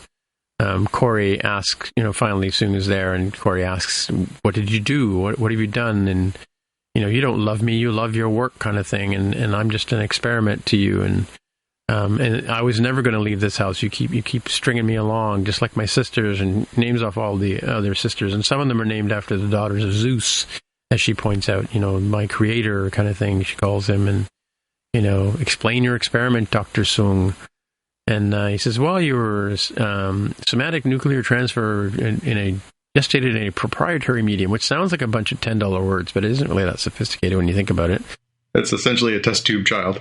Yeah, and you lied about my mother, and there was no mother, and tell me about the other people, the other attempts that you tried. He goes, well, the first dozen died within an hour, and some of them lasted days, and the one just before you lasted 4 years, and she starts yelling at him about this fake story he's been telling her about all this stuff, and it just isn't real. And he starts telling her about, reality and what's real and what's all that kind of stuff. And he kind of looks at her, and that sort of, as I was talking about before, when Brent Spiner gets angry, he always sounds the same. He says, you only exist because I willed it.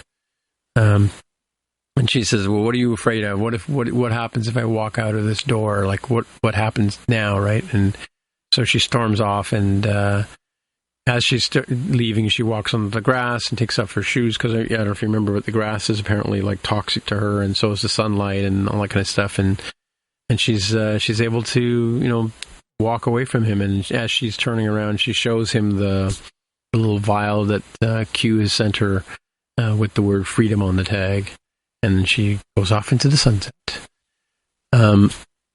Meanwhile, we're back to Raffi and Seven, and Seven says mercy is not a Borg quality, and they realize that it must have been Jurati acting inside of the body, trying to force her way through the Queen. Because why didn't she finish the job with Raffi when she could? And she says, well, what do you think she's looking for? What's she trying to find? And she says, well, she's trying to find a connection. And so let's get this cell phone here. Let's see, can we jump start it with our tricorders, and then Raffi admits that to Seven that she did in fact manipulate. There's a whole 5-minute section which kind of got cut out of the show, but that she manipulated Elnor to stay with her instead of going off and doing his duty with the I forgot how you say kumquat, the kumquats, whatever. The what do they say? How do they say the name? Quat Milat. Quat Milat, yes. To go back and help his mother. I'm going to do air quotes in that. And says, yeah, no, I convinced him to stay here and stay with me, and he ended up dying in my arms. I guess she was like a surrogate son to him. He was, since her son rejected her, right? Yeah, so search history. Let's look at the search history, because nobody ever deletes their search history, Jaime. What is wrong with people? There is no incognito mode in that version of 2024. You're done doing the search. You don't want to find your important history. You go in and delete it. It's like, IT 101. Anyway, so they of course, Jurati being the Borg Queen not being sophisticated leaves her search history. So they're able to see where she's going, and sure enough, in the next scene, we flash back to Soong's house, and Jurati has showed up at Soong's, and has some really interesting things about it. Sort of rephrases the assimilation as futile, or resistance is futile, saying to him, and says, I'm not going to waste my time with that, because you probably don't realize this. And so we would have to wait a few minutes to find out what's going to happen next in that scene. But we're back to Picard, who is being again. The guy's saying, why are you at that gala? Why were you there? And the lights start to flicker, and Picard can see an image of Guinan sort of trying to telepathically communicate with him. And she basically says, all humans are stuck in the past. And she repeats, stuck in the past, which gives Picard an insight into Agent Wells. And he looks at him and he says, well, why are you haunted? Like, what's haunting you? Tell me, tell me what was going on. And he tells him about the story and we see again the kid with the flashlight again, looking for his dog, and he stumbles across a couple of Vulcans, with their fancy equipment and stuff like that, and the pointy ears, and of course he starts running away, and as he's running away, the Vulcan kind of puts his hand on his face, and to kill me, he says, he was trying to kill me, and as the Vulcan has his hand on his face, you see them transport away, which is why the shimmering, he's always been, the Agent Wells has been, basically watching for signs of somebody being beamed in or beamed out, as he's, joined the FBI to try and, fight the aliens kind of thing, right?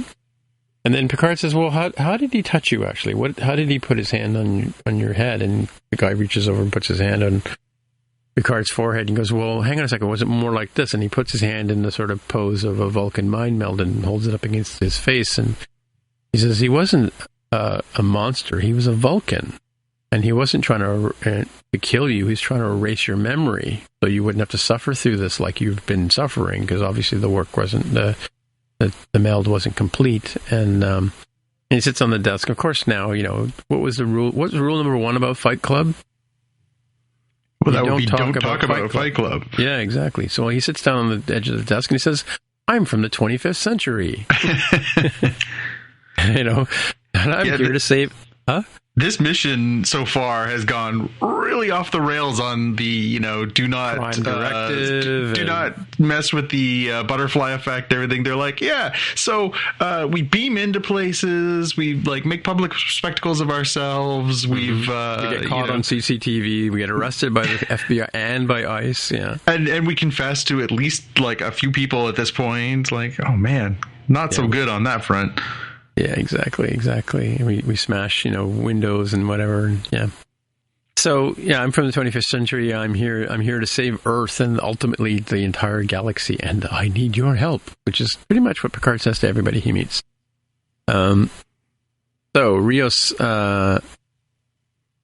in his diagnostics determines that the Queen has hacked the transporters, and contacts Raffi to update her on that, and they have to figure out what to do next. And Guinan is back in the room with Picard, and she says, there's one thing about humans that I was sort of found puzzling, and that's, whenever you have a problem and you suffer some sort of damage or whatever, and you're broken, you don't leave it alone. You work on it, keep working on it, because you want to evolve. And in Q, Picard asks how Q was, and she says he seemed kind of crazy, he just didn't seem like himself, kind of thing, right?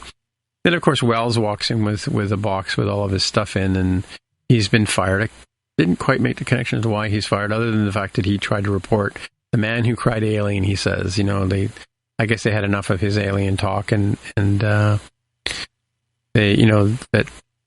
that I lied and I wanted to prove. Oh, he was talking about the fact you said records have been written, and the recordings have been made, and he goes, yeah, I lied. I just wanted to be the one guy who could prove that aliens exist, kind of thing. And then, Picard says, well, maybe you didn't waste your time after all, right? And Guinan says, time, in my species, time is sort of a different thing. Time isn't what we all think it is, right? Some moments are meant to happen, even at great cost, like you losing your job. And she says, maybe you had to be that boy. And then he says, so I could be the man who's letting you go, kind of thing. Anyway, so as they're leaving, Guinan says to Picard, I can't wait to meet you in the future. And then, so Girardi is back with Soong, and she's telling him, that he's at a fork in the road at this point. He can either die a drunk, or he can live his future alone, or he can become the godfather of the future, sort of thing. Where his work will be relished. And then she start walking out, and he says, "Well, hang on. How do I make sure the good one happens?" and she says Rene Picard will make a discovery, and if she doesn't make that discovery, it won't make your work obsolete. So if we can prevent that, then that would be the first thing. And she says, you got to stop somebody who's in my way. Picard, right?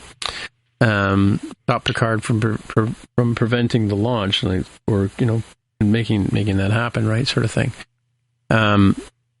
And he says, I already ran him over with a car. What more do you want from me? Did he say that? I can't remember. No, that's what he should have said. I literally ran the guy over with a car. What he was trying to run her over. He wasn't trying to run him over. Yeah. And, it's just true. He doesn't know who Picard, I was going to say he doesn't know who Picard is, but he does know who Picard is. But they've met, and he tried to run over Renee, right? And he ended up running over Jean-Luc instead. Yeah.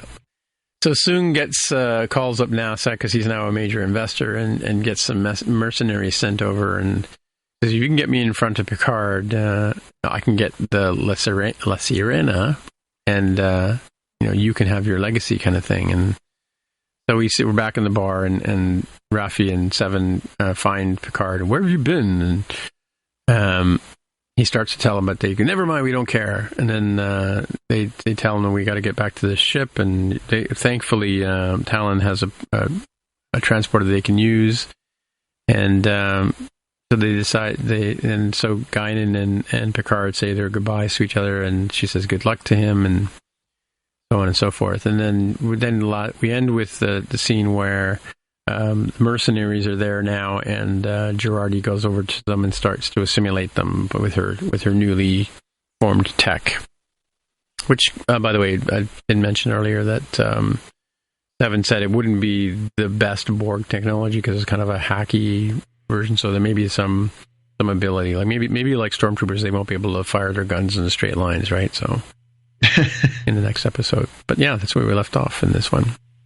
What do you think? Timey-wimey? Get in there, Jaime. I wanted to note that I think the Vulcan thing really felt like a tip of the hat to Enterprise, right? In the Carbon Creek episode. Mm-hmm. The timing isn't quite right. I know people on the internet talking about, well, that happened in the 50s. I'm like, bro, if that happened in the 50s and they just stuck around for a little longer, especially a very short period of time by Vulcan lifetimes, I could totally see the situation he has happening in, what was this guy? Probably happened in like the 80s or 90s, I guess, given his age. Was it Vulcans that were living with T'Pol on Earth? Like when they were observing? It was like her right? ancestors or something? Grandmother? Okay, something? Yeah. But this also was like the I guess so. It was also like the First Contact, where the Vulcans come and have a drink with Zefram Cochrane, right? So yeah, I mean, I think it's supposed to have overtones of all of those things. I think we're supposed to get the idea that perhaps the Vulcans pop by from time to time in the 21st century. I think they're just not convinced that humans are worth interacting with, but that doesn't mean they can't do a little scientific research while they're here. Right. Yeah. What do you think, John? I think you already mentioned that you kind of sort of read through the... what I think was cool for me was because I watched the first part and then went and did work for a while and then came back and watched the rest of it. I'd forgotten about the little clip of the kid in the beginning because it was really short. Mm-hmm. Yeah, I think it was kind of I guess it's an episode to be expected at this point, right? So we've got 2 episodes to go. So this is continuing to build the stakes. So, they've got the different things going on. We've got, Q, a little more revelation about him. We've got, I sort of extricated ourselves from the FBI trap thing that they ended on the last episode.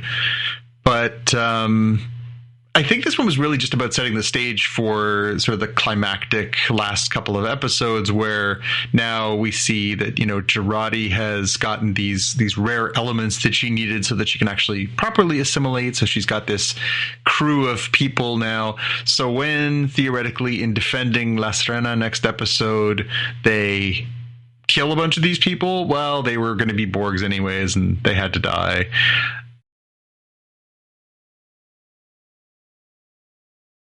I'm more interested in the big picture. So there was another, I had mentioned in our last episode, my sort of speculative thoughts on, Renee and the launch and what it means. But there was a couple of little drop-in lines with, what's the little boy's name? Is it Ricardo? Ricardo, yeah. There was a couple little drop-in lines when he's on La Serena with Rios and Teresa, and they're talking about, he's a really clever little boy. He's a really clever boy. He's really interested in flowers, plants, I think they said. And I just feel like it feels like another set of breadcrumbs for like, he's really important. There's something about this kid. I don't know. Yeah, I was thinking the same thing, actually, yeah. I wonder if, again, obviously the whole thing around the Europa mission, it's not a complete red herring. It wouldn't be. But then Q was talking in riddles, as Q is prone to do, and sort of saying, well, it's not about, how did they phrase it? It's not about the trap. It's about the escape. Yeah, it was it's not, exactly. The skip is the important part, is what Q said. Yeah. I don't know. I'm trying to piece it all together, and that's the part that sort of keeps my mind occupied. And I'm trying to figure out, like, how does this all play out? So Rios and Teresa are falling in love. Okay, sure. The little kid now knows about like spaceships and stuff. So what do they do about that? They're going to be on the ship when theoretically everybody is now going to regroup back at the ship. So the crew's going to reunite. They're going to have to defend La Serena. That'll be the next episode, right? Yeah. So I guess the question is, how does this all culminate? What is the big sort of MacGuffin thing that Q is trying to sort of show Picard as his last gesture before theoretically his death? And is it about the Picard legacy as has sort of been sort of telegraphed? Is it about love? Is it about attachment? Is it about, again, this little kid who, they had to come back because they had to get this kid on his path? I don't know. I'm genuinely curious to how this puzzle that they've been building comes together. Or maybe that's the red herring, and it's really just about, Q trying to teach another obscure lesson to Picard before he shuffles off. Mm-hmm. All things being said, it wasn't a knockout episode. It kind of just kept things moving forward.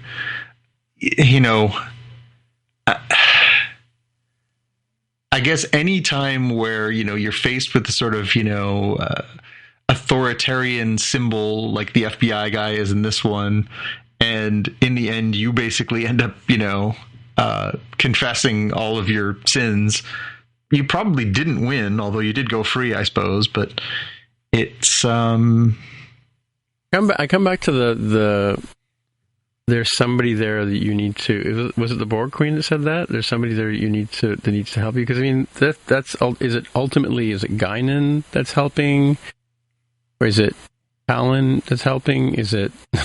I got the impression that this was the end of Guinan on this series. I don't think we're seeing her again, but we got no Talon in this episode. The point was that there was one particular person that was supposed to be able to aid Picard in this whole thing. Like who's the significant character? Is it Rene Picard? Is it Talon? Is it Guinan? Ricardo. Is it Agent Wells? Is it Ricardo? Exactly. Mm-hmm, mm-hmm. Like who's the secret sauce here that's going to make everything go away, right? Mm-hmm.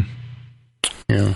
I was trying to figure out, because they had said that what Renee's notable accomplishment is that she goes to Io and she discovers a microorganism that changes the course of human history. Right.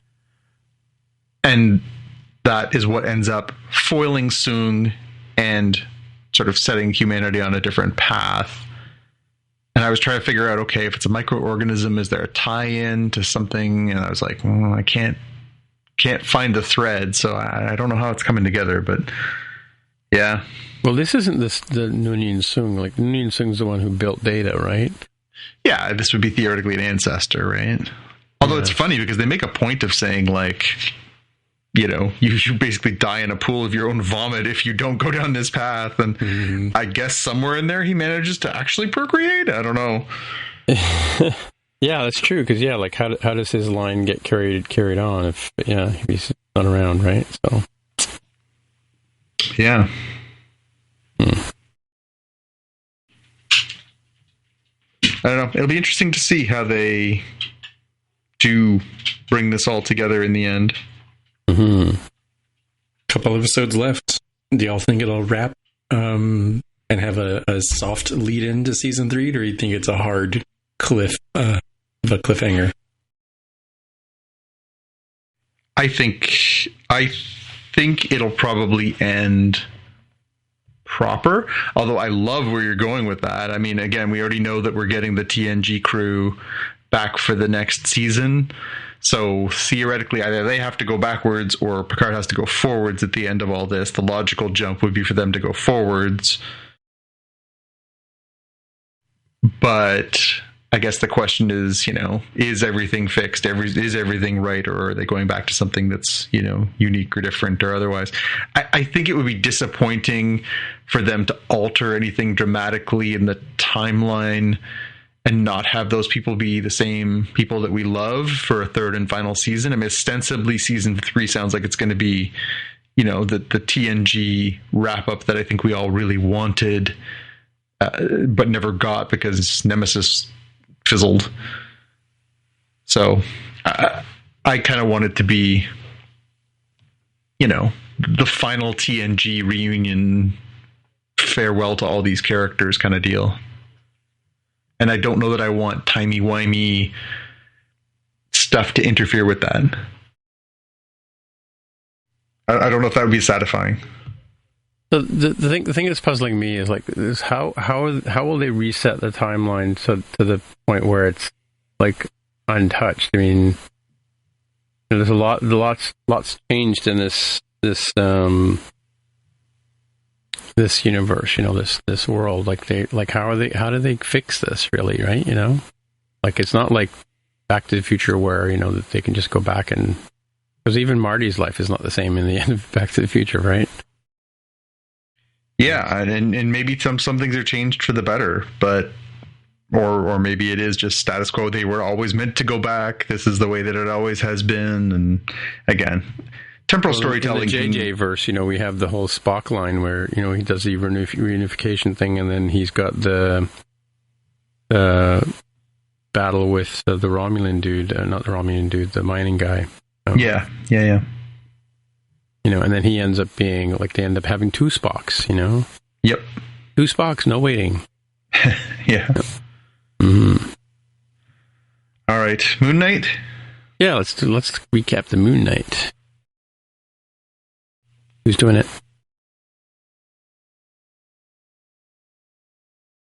Isn't it Jaime? Is it me? I can't remember. We had conversations.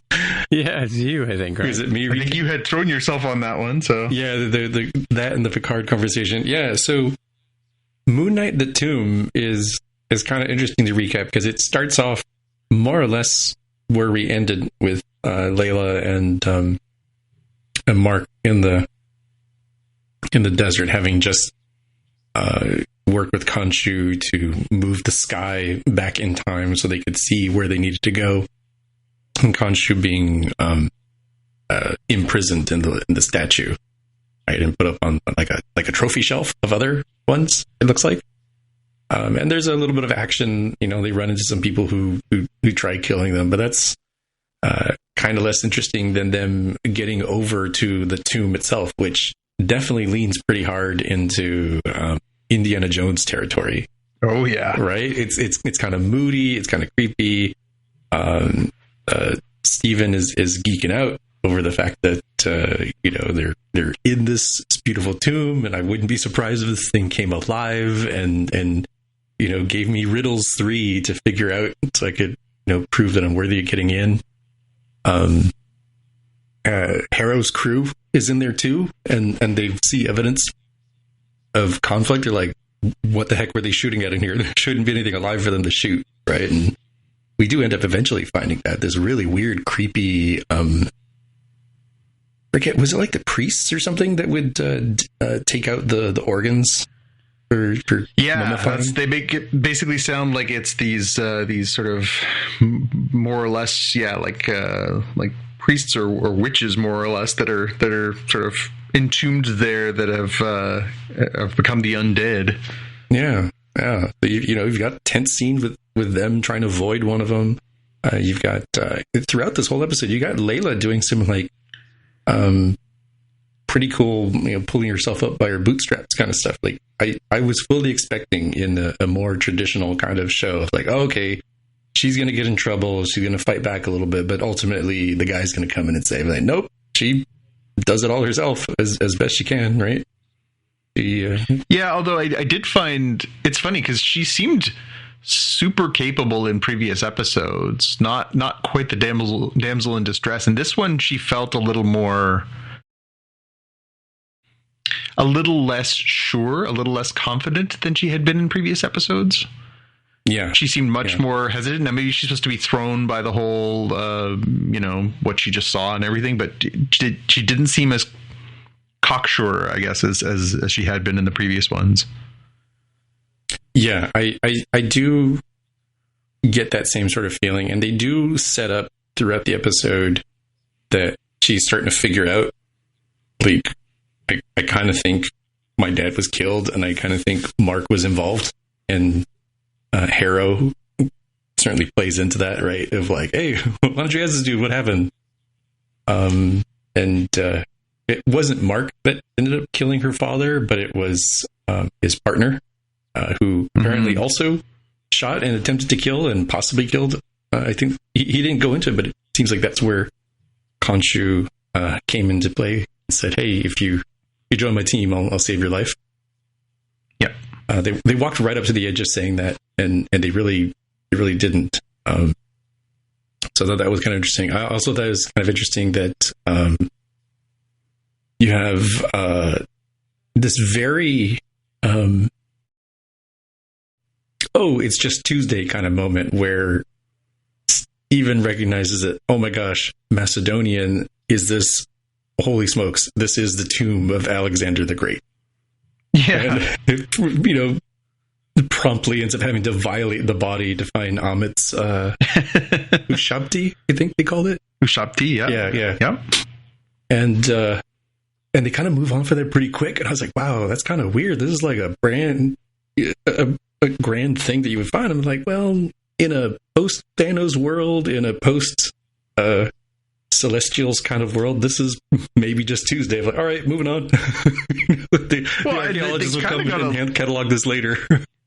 They kind of did the same thing with the zombies, right? Like, yeah, that was a zombie. Like, so far as we know, there aren't zombies in the MCU. They were just like, it's a zombie, it's Tuesday. Like, nope, wrong, back up.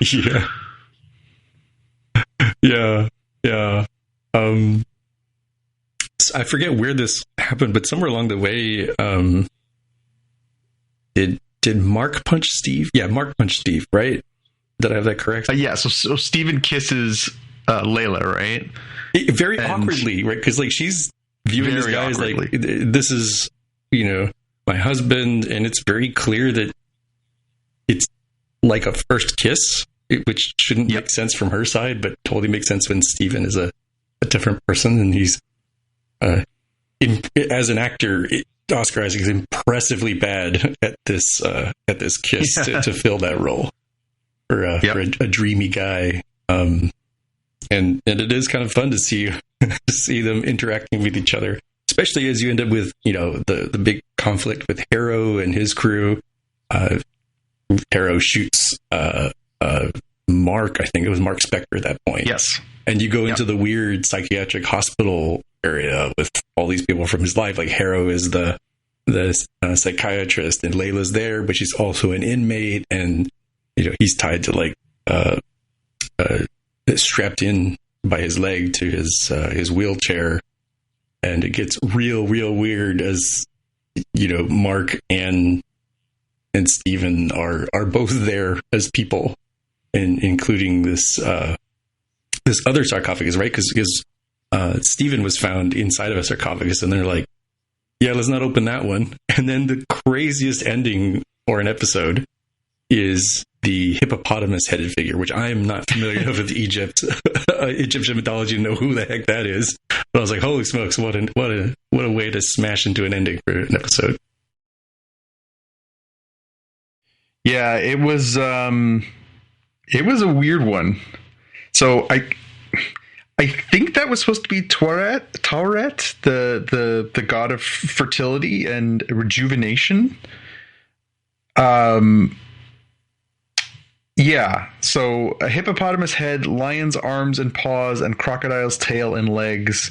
Tauret is closely associated with being a protector of women and families. I wrote this down yesterday when I watched this. I'm not sure how that all ties together with where Mark / Steven are.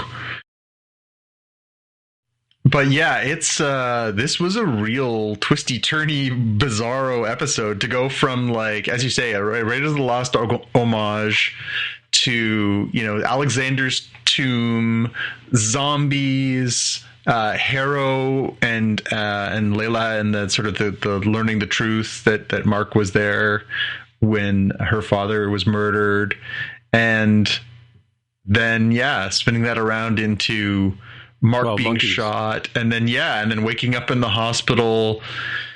I think it was pretty clear that was inside of his mind, but then we know that he has a sort of fractured mind, and so how does that all play out? And yeah, it's this was very weird. It was a very weird episode. Yeah, I like the whole 12 Monkeys aspect of it. I mean, is this really? It's also a bit Loki-ish, in the sense that I'm making that a verb too. That it's kind of you flip from one reality to another kind of thing, Mm-hmm. So begs the question now was the first four episodes in his head, or is this last part of this episode in his head? And yeah. I don't think so. I think the idea is we're supposed to be it's supposed to be that sort of is he just crazy? Psychosis. Well, I mean, that's what they say. The definition of the difference between being insane and psychosis is one is you build a fantasy world, and the other one you move into it. So this is obviously but it's interesting that it's all very clean, and Harrow is, as the head doctor, is clean cut and realizes all the stories that Mark's been telling him, kind of thing, relaying all this stuff about. And of course, Harrow as the doctor is the antagonist in the first part. Whether which part is the real part and which part's his mind. As I love these kind of stories where they just everybody turns left. Hello. One of my favorite books by Vonnegut is called "You Guys Had Lost Titan, Me." It's about this sounds like we lost guy Tim. Is sent on this mission to go. Tim, are you there? Get on a rocket and fly. Yeah, Tim sort of cut out mid-sentence there for me. Okay. I thought that was me. I started to look around to see if my internet was still good. There? Yeah. I was about to yell at my children. Let's see. Tim is the host now. What happened?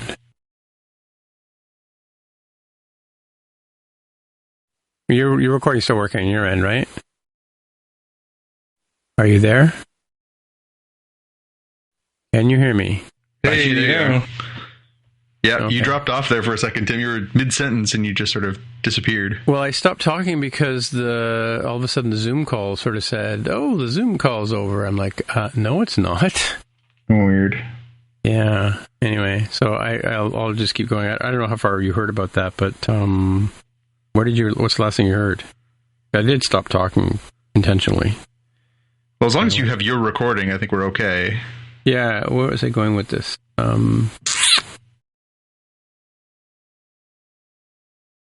Made me lose my train of thought. Yep. Oh, man. Oh, well. It'll come back. Yeah. I don't remember what I was saying, right? Yep. It's going to be interesting to see how they bring this back around. I'm actually genuinely surprised that we didn't get the Jake reveal, the third personality reveal in this episode. Again, more allusions to it, as you said, in the hospital. We saw the third sarcophagus shaking like somebody who wants to get out. Yeah. But given how far they leaned into it on the last episode with, well, that wasn't me, it must have been somebody else, and they kind of built towards it, I thought we were going to get that here, and I'm surprised that 4 episodes, full episodes in, and lots of hints dropped through this that we haven't met that third personality yet. Yeah. Yeah, interesting story. I mean, they've only got two more episodes to go. Two more to go. Only 6 total. Yeah. So I guess at this point now we're 2/3 of the way in. So this one, again, I found really the idea intriguing. This is the first MCU whole cloth new character that we've gotten on Disney Plus. And, you know, we talked about it a little bit with Shang-Chi and with the Eternals as sort of the newcomers on the movie front last year, that, you know, people weren't super excited. They were curious, but not like, oh my God, can't wait. Shang-Chi, I think, got a lot more praise. I think Eternals took a little bit of flack. This is the first time we've had something that was not built on previously known characters, previously built IP through the movies that people are familiar with. Are you finding it engaging you? Are you finding that it doesn't feel connected to the MCU? Are you missing that sort of familiarity of the MCU? Like, are you waiting for guest stars to show up like so many of these previous things? Are you waiting for a Marvel-y twist to this, or are you just happy with the story as is? I hadn't thought about it from that perspective, that it is fairly separated from the others, at least where it's starting from here. I guess I haven't missed it because I haven't, I guess I implicitly know that it's part of the overall plan for the current phase. I just haven't felt like I was missing the connection to the other stuff. Maybe because we already had the other series that had connections to other stuff. Whereas if they had, come out of the gate with this one, maybe would have been like, oh man, this Marvel stuff is so weird on TV. How come it doesn't connect to the regular stuff? Yeah. Like it could just be timing, and that they scratched that itch there. So I'm kind of like, yeah, I totally trust you. You'll probably tie it together in some way. I'm curious too. So it was sort of widely made known before Moon Knight came out that Oscar Isaacs signed only for this 6 episodes. Oh, really? Oh. He made it clear that he understood from working on Star Wars previously that he did not want what he called the golden handcuffs of, well, I've got the job security, but I'm tied to something. So even if I'm not loving where they're going with the character or what I'm doing or whatever, that I'm stuck doing this over and over and over again. I think that's interesting. Now, he hasn't said, I'm not doing anymore. He hasn't said, I won't be in any movies. He hasn't said, I won't do a second season. What he said was, I'm just doing this for now. So I think he's keeping his options open to say, if this works and I like it and I enjoy the experience and I can come back and do some more, I will. Or if I see a good script that fits Mark /Steven /Jake /Moon Knight in a logical way, then cool, but I'm not committed to doing that. It makes me kind of excited, though, because I kind of feel like they have to wrap this up in a satisfying conclusion. It can't just be another, what a twist, we're going to go watch this new movie, it's going to be tied into this thing. Like, they kind of need to land this plane in the next 2 episodes on the chance that Oscar says, you know what, I'm a great actor, I've got parts throwing at me left and right, I do not need the money because I was already in 3 Star Wars movies, and I'm done. So I'm kind of hopeful for this being a really nice, tight 6 episodes that tells a full story and isn't just about foundation building, which Marvel is so known for now. Where does this Moon Knight go in terms of the comics? Like, is it like in the graphic novels? Is it like a whole series of, like, you know, runs, or is it like one story that somebody wrote? No, I mean, Moon Knight's been around since the 70s. He was sort of a supporting character initially, popping up in originally in Werewolf by Night, which was a popular 70s sort of horror-ish comic, and later teaming up with Spider-Man and some other appearances. And then he got his own series that ran for just about 3 years in the, I would say, early 80s, and has come back. He's had different short-lived series. He had another five-year run on another series. Over the past, I'll say 8 to 10 years, there's been a more consistent sort of series of Moon Knight series taken on by different people. So Warren Ellis, famous writer, took on and did a run. Jeff Lemire, who is a Canadian creator, a tremendous writer and artist, he did a pretty well-known run, and they've all sort of taking turns expanding on the original principle of, you know, this person, you know, again, it was the 70s, then it was the 80s, then it was the 90s, then it was the aughts. They haven't always dealt with his mental health in the most healthy ways. You know, it was, you know, he's got split personalities, he's a crazy person. Okay, well, that's not what somebody who has this, you know, kind of condition is thought of nowadays. So they've dealt with it with, you know, more and more sort of thought and refinement and creativity, and some of the new stories are really fantastic, and I think that's where they're drawing some of the inspiration. Is clearly the Lemire run is an inspiration for this, but it's going to be interesting to see, you know, what else they add into more episodes, or if they focus on let's try and land this in a nice tidy fashion. We can always, if we get a second season, or if we decide to bring him into another project, you know, Marvel's already announced, Disney has already announced they're going to do a Werewolf by Night adaptation.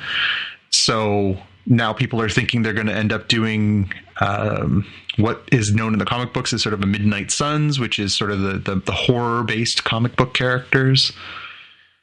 It'll be interesting to see how they end this series, if they leave the door open. I imagine they will leave the door open, because I don't think they want to run out a six episode series and then just be like, and that was the last we heard of Moon Knight.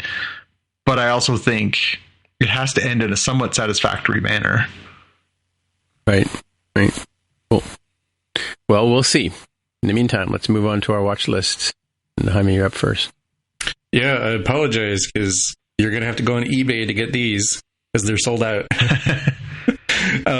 What I'm talking about here is the Folio Society's just beautiful editions of The Lord of the Rings. These are $1,500 or $500 a piece for each of the books, but beautifully bound sets, beautifully illustrated. They're the kind of ones that will look great on the bookshelf. They'll look great when you're reading them to the children, to the grandchildren, and bequeathing them to your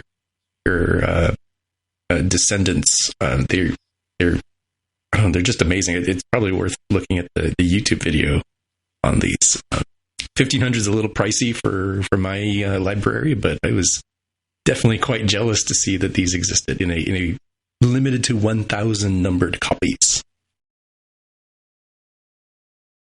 And they've got more stuff. I was not familiar before this with the Folio Society, but they've got other cool stuff. Peter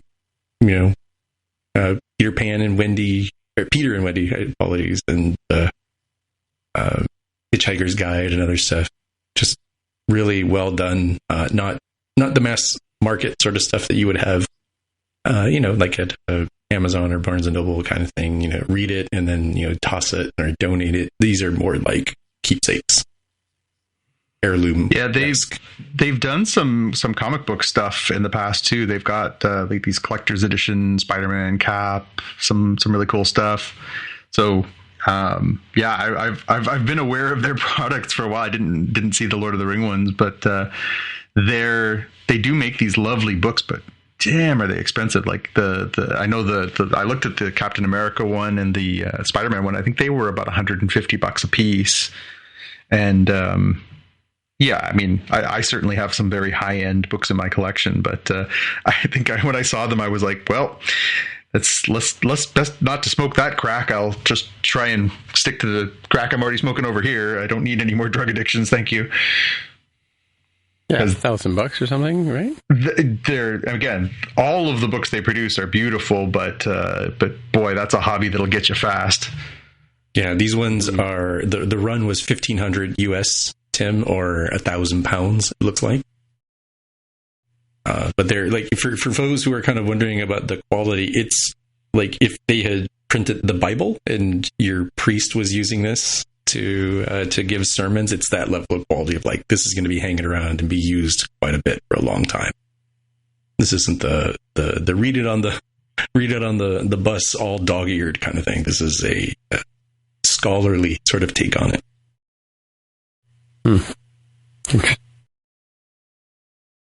Cool.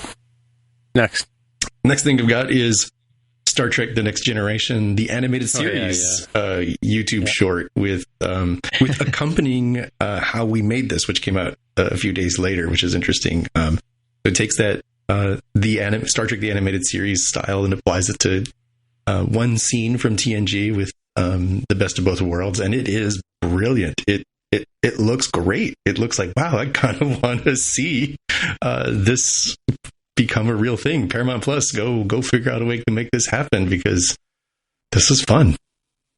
You guys end up watching this? Really cool. Yeah. I'd like it. Go for it.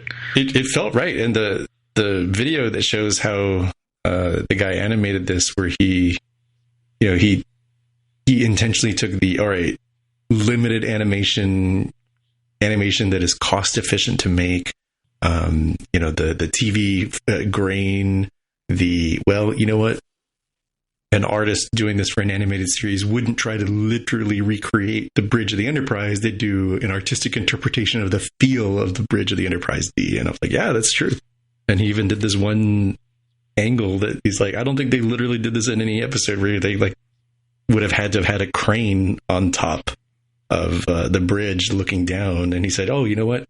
Even though in the real episode there were normal human beings, I'm just going to put an alien here at the helm, because why not? Right. In animation, you can do that.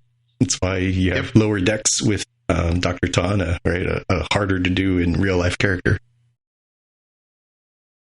Well, in the original series, there was an alien at the comm, flying the ship. Yeah. The animated series, it stays in the same spirit of that thing. Great homage. Cool. Whose link is the next one? Is that link? I think that's the same one, right? Is that the follow-up? Oh, that's one I put in. Yeah. Okay. Right. So I've got a couple things. The Venom sequel, Venom Let There Be Carnage, is dropping on Amazon Prime on April 22nd here in Canada. I think it's the same across the States as well as part of the subscription. So I will make an effort to watch that in the same way that I watched the first one, I think, on Amazon or Netflix or something like that. I don't know that I'm going to make it a priority this weekend, but it is nice knowing that it's there. I'm taking the big bag of popcorn theory introduced by our good friend Jaime Lopez, that I think this is, it's not going to be high intelligence. I don't think you're going to have to work very hard, but if you're sitting there with a big bag of popcorn and some time to kill, it'll probably be, blow up pretty good. So I think I'll make an effort to watch that one sometime in the next little while. Cool. What I am very excited about is Barry, the HBO series, returning this weekend. So it's been almost 3 years since Barry's season 2 wrapped up. I don't know if either of you have watched Barry so far, but I found it to be an incredibly affecting series. The performances are incredible. Bill Hader is sublime in it. Henry Winkler won an Emmy Award for his performance in season 2, and well deserved. And Sarah Goldberg has been unbelievable as the sort of main female lead, and she's been her performances have been astonishing. So there's so many good performances. There's so many good actors. It's almost a perfect dark comedy. It vacillates between being hilariously funny and heartbreakingly sad from episode to episode. And I'm so excited to see more from this world that they have created the first couple of seasons. So I'm definitely going to tune in on Sunday for that one. Drops on HBO Max /HBO and Crave here in Canada on the 24th of April. I haven't gotten into this one, so I would probably have to start, for the first season, and might maybe coincidentally do it because I'm thinking this weekend or the next I'll do HBO Max to watch the Batman binge Peacemaker, and maybe see if I can get into Barry, because in our household we tried getting into the Kaminsky Method as hypothetically a comedy, and we said this might be a little bit more dark, and Dark is doing a lot of the heavy lifting there. Comedy, it wasn't funny, haha. It was more like, oh man, that is harsh. Like the very first episode. The story for Barry is that he's a hitman who, he used to be in the U.S. military. He comes out and he becomes a hitman, and one of his jobs basically brings him to Los Angeles. While he's there, he audits this acting class, and he just falls in love with it and decides, I don't want to be a hitman anymore. I want to be an actor. And so it's this sort of weird, wild, twisted world of him, suddenly deciding midstream to take this like radical career shift, and about how, no matter how hard you try, you can't just leave your past behind, and how those two worlds sort of collide with one another. And he has to sort of repay debts and sort of, do all these things while trying to still, make it big in Hollywood. And it's really good. Bill Hader, again, I thought he was a tremendous, funny character actor, but I did not know he had this in him, and he is every measure for the quality of it. He's really, really good in it. Working on the binge side though for you, Jaime, is that it's only like 30 to 35 minutes per episode, or 25 to 30 minutes per episode, and there's only been 2 seasons of 8 episodes apiece. So 16 episodes, you're looking at about 8 hours a watch. That's it's not bad. That's achievable within the 1 month subscribe to HBO Max and then promptly quit unless they come up with something else. They're also doing 8 episodes, and that episode starts with this Sunday. So you'd have to math that out too. So it needs to be good for me to continue at some point in the future. That's but right. Not so good that I feel like sticking around for that extra month. Yeah, the brand new world of streaming, right? Yep. Well, I think the writing's on the wall. What you do is you drop Netflix for a couple of months and you pick that up. That certainly seems possible. That might happen. Yeah. Although finishing up Cobra Kai and what was the other? I needed to do the Witcher season 2, and I'm partway through. Russian Doll is the one I'm going to get. I'm going to watch the whole thing this weekend. Yeah, I haven't seen that one yet, and doing Cuphead, partway through Cuphead, and nice. You know what? I should just stick to season, because what I'm doing is I'm doing a whole bunch of things at once. I've also got to do Disenchanted, because I'm like partway through that too. Yeah, I haven't seen that one yet. I need to focus my attention. Get your priorities straight. One season at a time, and then do another season, and then instead of context switching between all these seasons. So can you download Netflix if you're traveling? Yeah, I do that all the time when I'm going on airplanes and stuff, which is more common now again. Word to the wise, HBO Max, if you're paying for the Max stuff, lets you download. Netflix, I think every tier possibly lets you download. Paramount Plus lets you download. Hulu, the cheap plan I'm on, does not. Amazon lets you download. Who disappointed me? Somebody else disappointed me, right? Who did I miss? I'm not sure. I have to use a VPN when I'm in Europe next week. Oh, YouTube TV does not let you download unless you're on the 4K plan, I think, which I'm not. So it's one of those annoyances. Like, are you serious? You letting me download for like the handful of times I'm going to use this on an airplane? You're seriously going to hold that to a premium tier? I guess some people must pay for it. Somebody did the math. Yeah, I mean, so there's always something on one of those services that you can download a bunch of. I think that's how I watched one of the seasons of Disenchantment, was just flying back and forth to Ottawa. I watched and downloaded about. All right, well, I've got two here, quick ones. There's a new Buzz Lightyear trailer. Second trailer just came out. I'm not sure when it came out, but yeah, I just saw it earlier today, and I just wanted to point that out. If you're into that kind of thing, it looks really cool. It looks a little more extended than the other one, sort of different take on the travels, more looking at some of the characters who are going to be in there. And my last one, this literally hot off the press, just got announced, is the Lego Landspeeder, Luke Skywalker Landspeeder, which interestingly costs as much as the Space Shuttle Discovery model. So it must be a deluxe version, because I have a set that has the Landspeeder that came out probably 6 or 7 years ago. But it's a pretty rudimentary one. I think it was only like $30 or something. And it's like Obi-Wan, Luke, the two droids, and a little Landspeeder that fits them. And I think there's like these aren't the droids you're looking for, stormtroopers included or something for, it's like $30 or $40.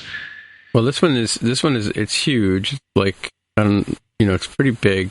This is like the collector series ones, like the gigantic ass Millennium Falcon they did, and with the stand, and then it's got it's got Luke, and it comes with Luke and C-3PO with. Oh yeah, I see it. Oh, that's nice. That's a nice looking set.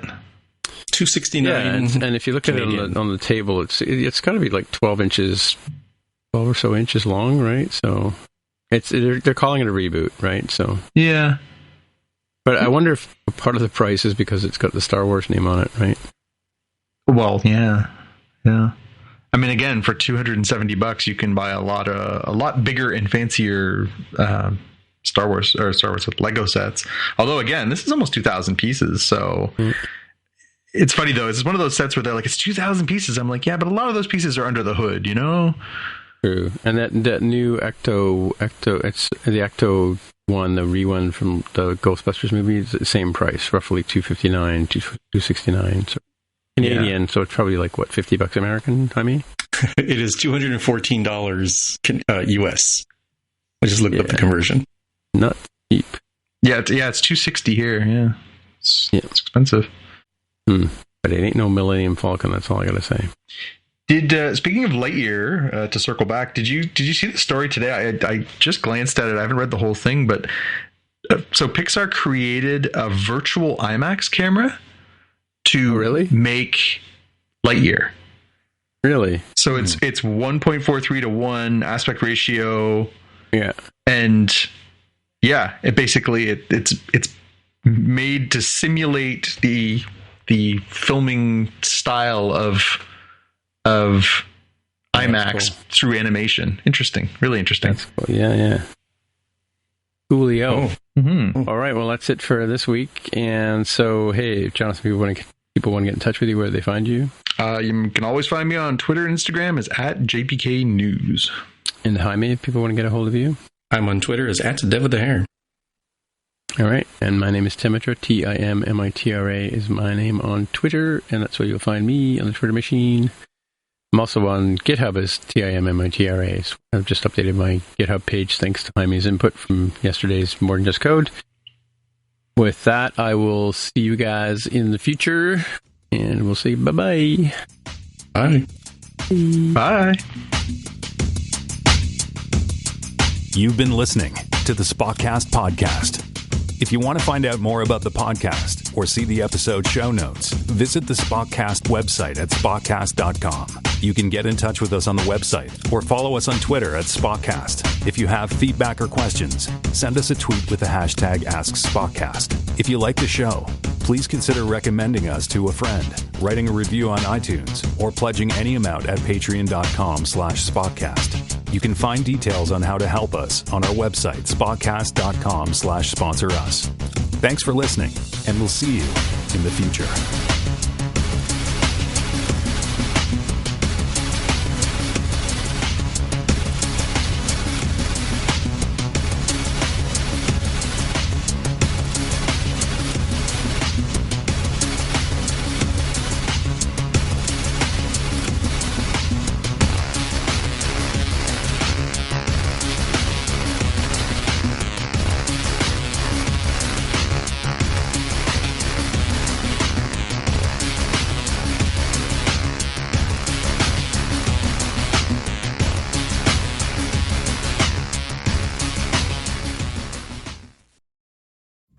Ew, gotta get rid of this old Backstreet Boys t-shirt. Tell me why. Because it stinks, boys. Tell me why. I've washed it so many times, but the odor won't come out. Tell me why. No, you tell me why I can't get rid of this odor. Have you tried Downy Rinse and Refresh? It doesn't just cover up odors, it helps remove them. Wow, it worked, guys. Yeah.